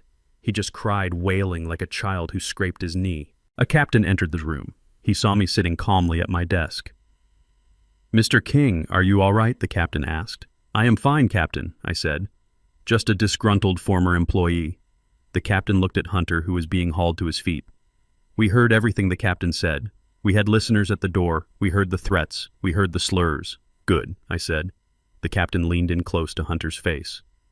"Son, you are in a lot of trouble," the captain said. "Attempted kidnapping, assault with a deadly weapon. And because of the language you used and the fact that you targeted this man specifically, we are adding federal hate crime charges. You are looking at 30 years, minimum." Hunter looked at me. His eyes were pleading now. "Gus, please," he begged. Tell them I wasn't going to do it. I was just crazy." "You were crazy when you thought you could break me," I said. Now you are just a prisoner." They dragged him out. I watched him go. I watched the last remnant of the parasitic infection that had plagued my life being scrubbed away. I looked around my office. It was quiet again. The sun was setting, casting long orange shadows across the floor. I picked up my pen. I looked at the document I had been signing before the interruption. It was the deed transfer. I signed my name, Augustus King. The letters were bold and steady. My hand did not shake. I put the pen down. I adjusted my cufflinks. I was done here. The past was buried. The future was waiting. I stood up and walked out of the office. I walked past the yellow police tape. I walked past the shocked employees who were staring at me with awe. I walked out to the Rolls-Royce, Thomas was waiting. He looked worried. Sir Thomas asked, "I heard it is handled." "Thomas," I said, "it is all handled. Take me to the airport," I said. We drove away. I didn't look back at the warehouse. I didn't look back at the police cars. I closed my eyes and listened to the hum of the engine. Hunter Vance would spend the rest of his youth in a cage, surrounded by men who would not care about his finance degree or his designer suits. He would have a long time to think about the words he used. He would have a long time to think about the man he tried to intimidate. And me, I was going to sail. I was going to drink wine on the deck of my boat and watch the sun go down over the Mediterranean. I was going to live the life I had earned, a life without noise, a life without leeches, a life that was finally completely mine. The fall of the House of King did not happen with a bang, but with the scratching of a pen on a legal pad and the heavy metallic clank of a jail cell door. It had been 3 weeks since the incident at the warehouse, 3 weeks since Hunter had tried to play cowboy with a cheap pistol and lost his freedom. In that time, the district attorney had been very busy. They say that when it rains, it pours, but for Vanessa and her clan, it was a monsoon of indictments. I sat in my study reading the morning paper. The headline was small buried on page 6 of the Metro section, but it was there. Socialite indicted in poisoning plot. Below it was a picture of Vanessa, not the glamorous woman who hosted charity galas, but a mugshot. She looked gray. She looked hollow. The article detailed the charges. Embezzlement of corporate funds amounting to over $200,000. Conspiracy to commit assault. Attempted murder. The state had frozen everything. Her jewelry, her clothes, her personal accounts. It was all evidence now or collateral for the mountain of legal debt she was accruing.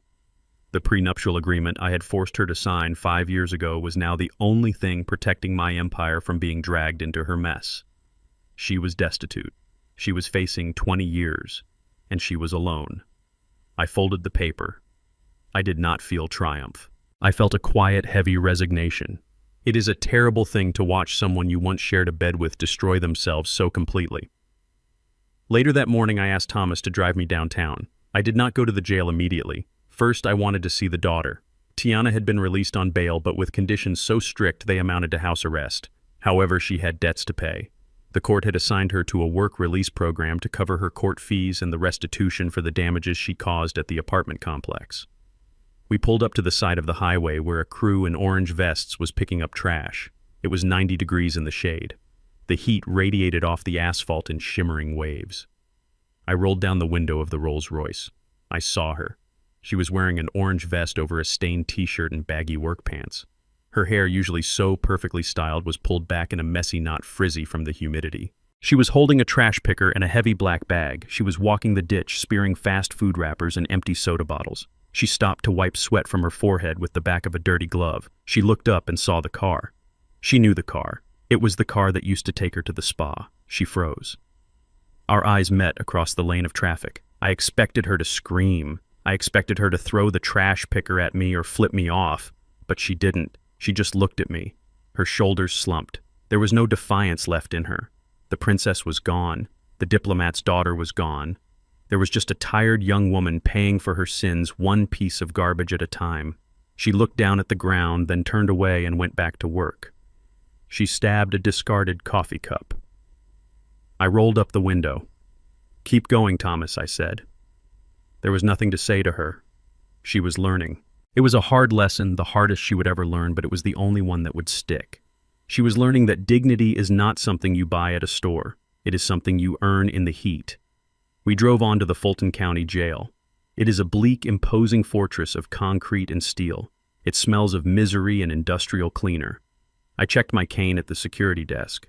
I walked through the metal detector. I was escorted to the visitation room. I sat on a metal stool bolted to the floor. In front of me was a thick pane of scratched plexiglass. I placed a manila envelope on the counter. A few minutes later, the door on the other side opened. A guard led Vanessa in. She was wearing a blue jumpsuit that was 2 sizes too big. Her hair was gray. I had never realized how much gray she had. She had always dyed it, touched it up every 2 weeks. Now the roots were showing a stark line of demarcation between the woman she pretended to be and the woman she was. Her face was gaunt without makeup to hide the lines of stress and age. She sat down. She didn't look at me at first. She looked at her hands, which were clasped together on the counter. They were shaking. "Hello, Vanessa," I said. She looked up. Her eyes were red. "You came," she whispered. Her voice was raspy, unused. "I didn't think you would come." "I had business to finish," I said. She let out a small, wet laugh. "Business? It is always business with you, Gus, even now." "It has to be," I said, "because personal feelings are messy. And you made things very messy, Vanessa." She leaned forward, pressing her forehead against the glass. "Gus, please," she said. "Get me out of here. I can't stay here. The women in here, they are animals. I am scared. I can't sleep. The food is inedible. I am losing my mind." "You tried to make me lose mine," I reminded her gently. "You tried to convince the world I was demented so you could lock me away in a home. Do you remember? You said it would be better for everyone?" She flinched. "I was desperate," she sobbed. "I was scared of being poor again. I didn't want to go back to nothing. I thought if I just took control I could save us." "You didn't want to save us, Vanessa," I said. "You wanted to save yourself. You were willing to sacrifice me to do it. You were willing to drug me. You were willing to steal from the company I built with my own hands. That is not fear, that is greed, and greed is a crime." She wiped her nose on her sleeve. "So what now?" she asked. "You came here to gloat. You came to see me in a jumpsuit so you could feel big." "No," I said. "I came to bring you this." I slid the documents out of the envelope. I pressed them against the glass so she could read the heading. "Petition for dissolution of marriage." She stared at the words. "Divorce," she whispered. "Yes," I said. "Irreconcilable differences. And adultery. And attempted murder." "It is quite a comprehensive list, Vanessa. My lawyers had a field day." She looked at me, tears streaming down her face again. "But I have nothing," she said. "I have no lawyer. I have no money. How can I sign this? I will lose everything." "You already lost everything," I said. "This is just the paperwork." I signaled the guard. He stepped forward, took the papers from me, and slid them through the slot to her side. He handed her a pen. "Sign it, Vanessa," I said. "Make it easy on yourself. If you sign now, I will not press for maximum sentencing on the civil fraud charges. I will let the criminal courts handle you, but I won't pursue the civil repayment beyond what the insurance covers. It is the last gift I will ever give you." She picked up the pen. Her hand hovered over the paper. "Gus," she said, looking up at me with big, tragic eyes. "Did you ever love me even for a minute? Or was I just another acquisition to you? Another trophy for your shelf?" I looked at her. I thought about the first time I met her at a charity auction 5 years ago. She had been wearing a blue dress. She had laughed at my jokes. She had made me feel young again. I had loved her. I had loved the idea of her. "I loved you, Vanessa," I said honestly. "I loved you enough to give you a life most people only dream of. I loved you enough to take in your daughter and treat her like my own. I loved you enough to ignore the red flags for 5 years because I wanted to believe you were good." I leaned closer to the glass. "But you didn't love me. You loved the lifestyle. You loved the safety. And the moment you thought the safety was threatened, you tried to eliminate me. That is not love. That is parasitism." She looked down at the paper. She sniffled. Then, with a trembling hand, she signed her name, Vanessa King. She pushed the papers back through the slot. I watched the guard stamp them. I watched him slide them back to me. I put them in the envelope. "Goodbye, Vanessa," I said. I stood up. "Wait," she called out. I paused. "What about Hunter?" she asked. "What is going to happen to him?" I buttoned my jacket. "Hunter is facing federal hate crime charges on top of the kidnapping attempt," I said. "He is going to federal prison. He will be an old man when he gets out. If he gets out." Vanessa put her head in her hands and began to weep. It was a sound of total defeat. I walked out of the visitation room. I collected my cane. I walked out into the bright, blinding sunshine of the parking lot.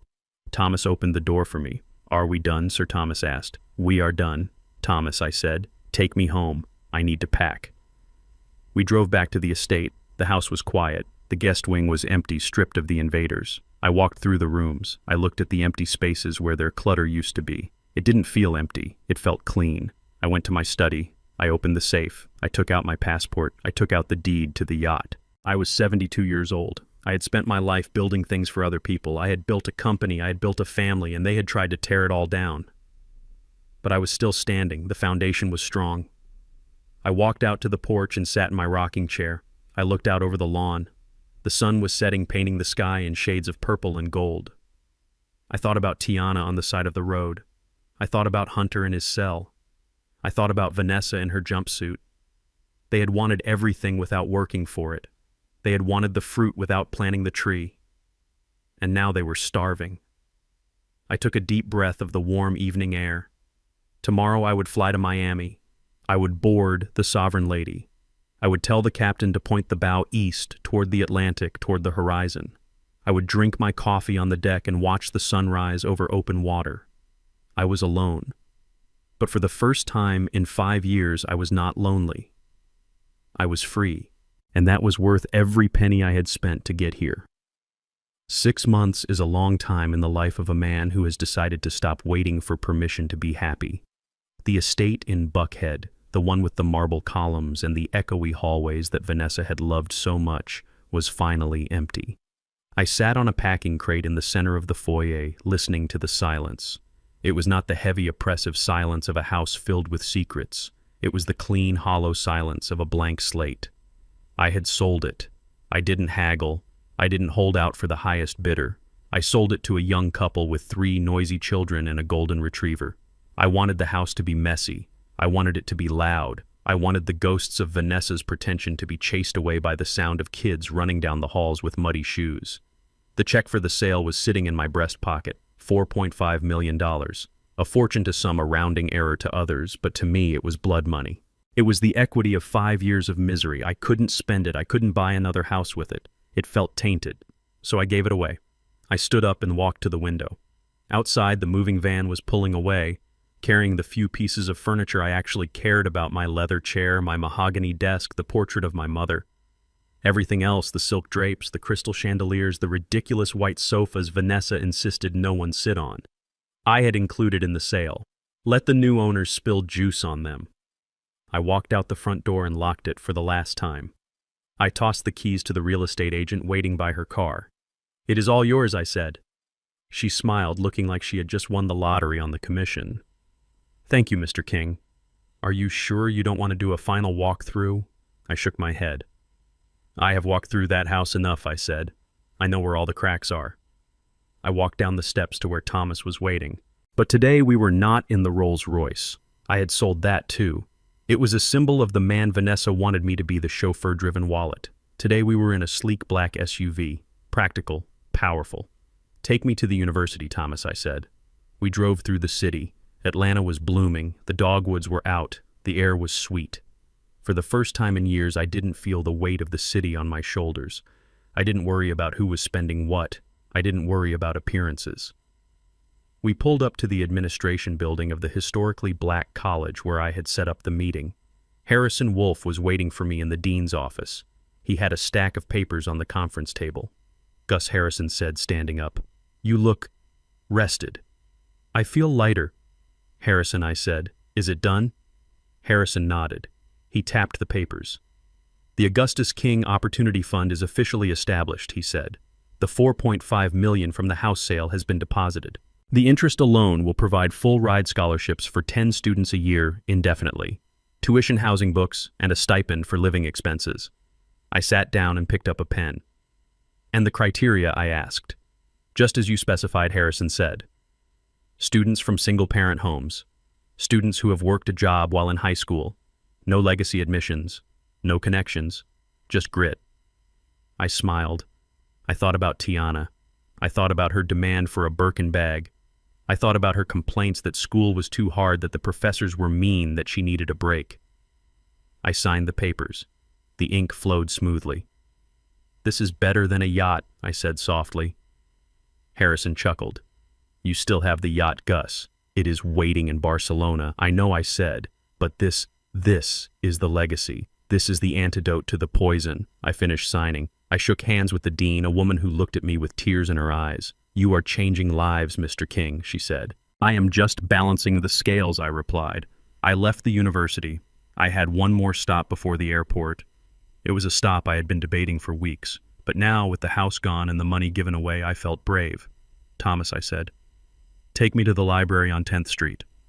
Thomas looked at me in the rearview mirror. He knew. Thomas always knew. "The library?" he asked. "Is Miss Clara still working there?" "She is," I said. I checked. We pulled up to the old brick building. I told Thomas to wait. I grabbed my cane and walked up the steps. The library smelled of old paper and quiet dignity. I walked past the rows of computers, past the students studying, to the reference desk in the back. She was there. Clara. She was 68 years old now. Her hair was silver braided into a crown around her head. She was wearing a cardigan and reading glasses on a chain. She was stamping books with a rhythmic, peaceful thud. I had known Clara 30 years ago. We had dated for a while before I made my first million, before I got busy building an empire. She was a teacher then. Kind, smart, soft-spoken. She had loved me when I had nothing. But I was ambitious. I wanted a trophy wife. I wanted someone who looked good on a magazine cover. I wanted a Vanessa. So I drifted away. I let the good thing go because I was chasing the shiny thing. I stood in front of her desk. I cleared my throat. Clara looked up. Her eyes, warm and brown, widened behind her glasses. She froze. "Gus," she whispered. "Augustus King." "Hello." "Clara," I said. I took off my hat. She stood up slowly. She walked around the desk. She looked at me, really looked at me, scanning my face for the years we had missed. "It has been a long time," she said. "I saw you in the papers, the scandal, the trial." "I am so sorry, Gus." I waved my hand. "Don't be," I said. It was a hard lesson, but I learned it. She smiled. It was the same smile I remembered. No guile, no calculation, just warmth. "You look good, Gus," she said. "You look free." "I am," I said. "I sold the house, Clara. I gave the money to the school. I am leaving today." "Leaving?" she asked. "Where?" "Everywhere," I said. "Europe, Asia, Africa. I am going to see the world I was too busy working to look at." She nodded. "That sounds wonderful. You deserve it." I hesitated. My heart was thumping in my chest like a teenage boy's. "I came to say goodbye," I said. "But I also came to say, I am sorry. For back then, I was a fool. I traded a diamond for a rhinestone because the rhinestone sparkled more." Clara laughed. It was a rich, throaty sound. "We were young, Gus. We all make mistakes. You made yours. I made mine." "Did you?" I asked. She shrugged. "I married a good man," she said. "He passed 5 years ago. We had a good life. Simple, but good." I nodded. I felt a pang of jealousy for the dead man who had earned her time. "I am glad," I said. There was a silence between us, a comfortable one. "So you are flying off into the sunset?" she asked. "I am," I said. "But I will be back, eventually." She looked at me. Her eyes crinkled at the corners. "If you do come back, Gus," she said, "you know where to find me. I am always here on Tuesdays and Thursdays, and I make a very good peach cobbler." I smiled. A real smile. "I remember," I said. "It was the best I ever had."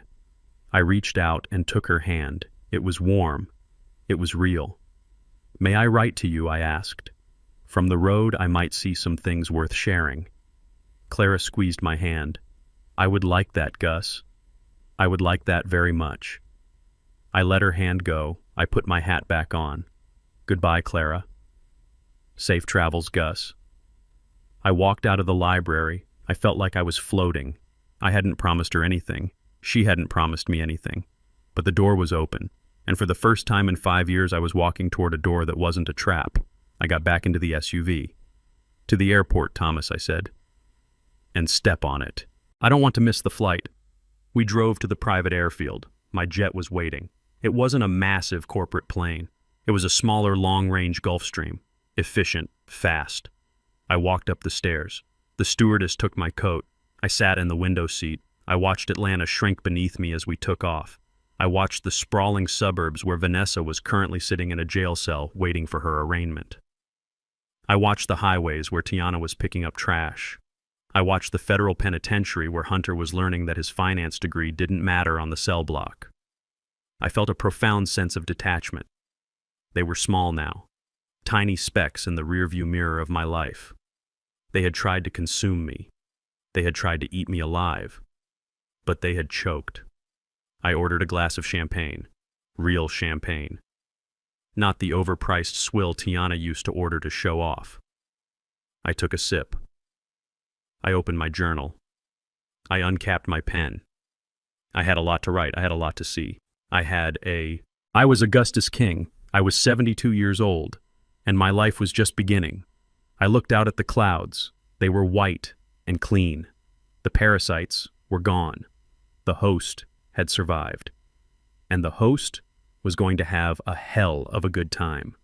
Sitting here on the teak deck of the Sovereign Lady, with the salt air filling my lungs and the endless blue of the Mediterranean stretching out before me, I finally understand the true value of silence.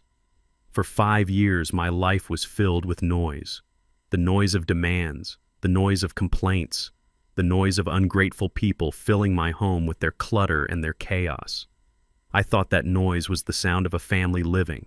I thought that the constant friction was just the price a man pays for not being alone in his twilight years. I was wrong. That noise was the sound of termites chewing through the foundation of my life. It is strange how clarity comes to you when you stop writing checks.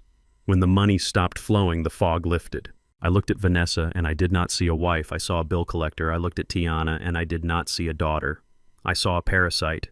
I looked at Hunter and I did not see a son. I saw a thief. It hurts to admit that. It hurts to admit that I, a man who built a logistics empire from a single truck, a man who can spot a bad contract from a mile away, was swindled by the oldest con in the book. I wanted to be loved so badly that I paid for the performance. But here in the quiet of the ocean, I have realized something profound. Money cannot buy you a family. You cannot purchase loyalty. You cannot finance respect. If you have to pay for it, then it is not love, it is a service. And like any service, if you stop paying, the provider stops caring. I spent millions trying to build a home with people who only saw me as a landlord. I tried to build a legacy with people who only wanted an inheritance. However, money does have a purpose. It cannot buy a family, but it can buy you the freedom to escape a fake one. It can buy you the distance you need to heal. It can buy you a boat that sails away from the wreckage. It can buy you the power to protect yourself when the people you trusted try to destroy you. I think about the scholarship fund I started. I think about the young men and women who will go to college next year because I sold that mausoleum of a house. I do not know their names yet. I may never meet them.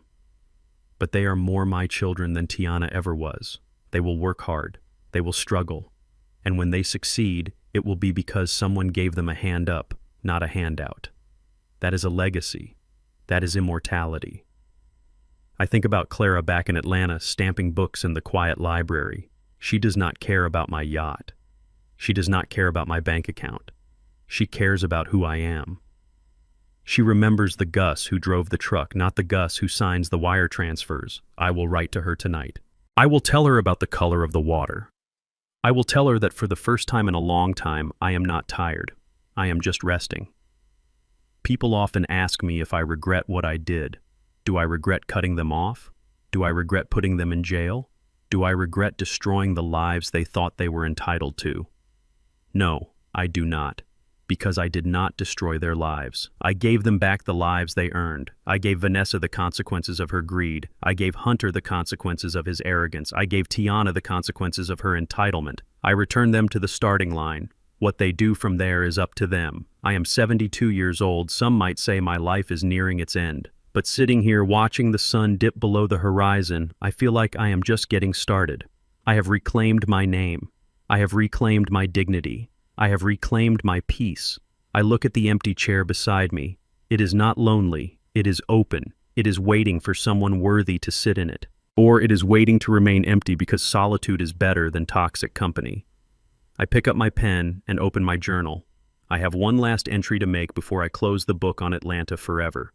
I want to leave a record, not for a judge, not for a jury, but for anyone out there who feels like they are being used. For anyone who feels like they have to buy their place in the world. I look into the camera of my mind addressing the millions of you who have followed this journey. I want you to hear this. I want you to understand this. They thought my silence was weakness, and my generosity was stupidity. But they forgot that the hand that feeds you is also the hand that can starve you. I spent a lifetime building my empire with honor, and I wasn't going to let arrogance and greed tear it down. The hardest lesson I had to teach them wasn't about money, it was about respect. You don't bite the hand that feeds you, and you certainly don't insult the man who holds the deed to your life. In the end, they lost everything, not because I took it, but because they never appreciated it. Did you like my story? And which city are you listening from? Let's meet in the comments. If you like the story, you can support me by sending a super thanks so I can keep bringing more stories like this. Thank you so much for your sweet support. I'm looking forward to your comments on the story. On the screen, you can see 2 new life stories that I highly recommend. There's so much more on my channel. Don't forget to subscribe. See you in the next life story with love and respect.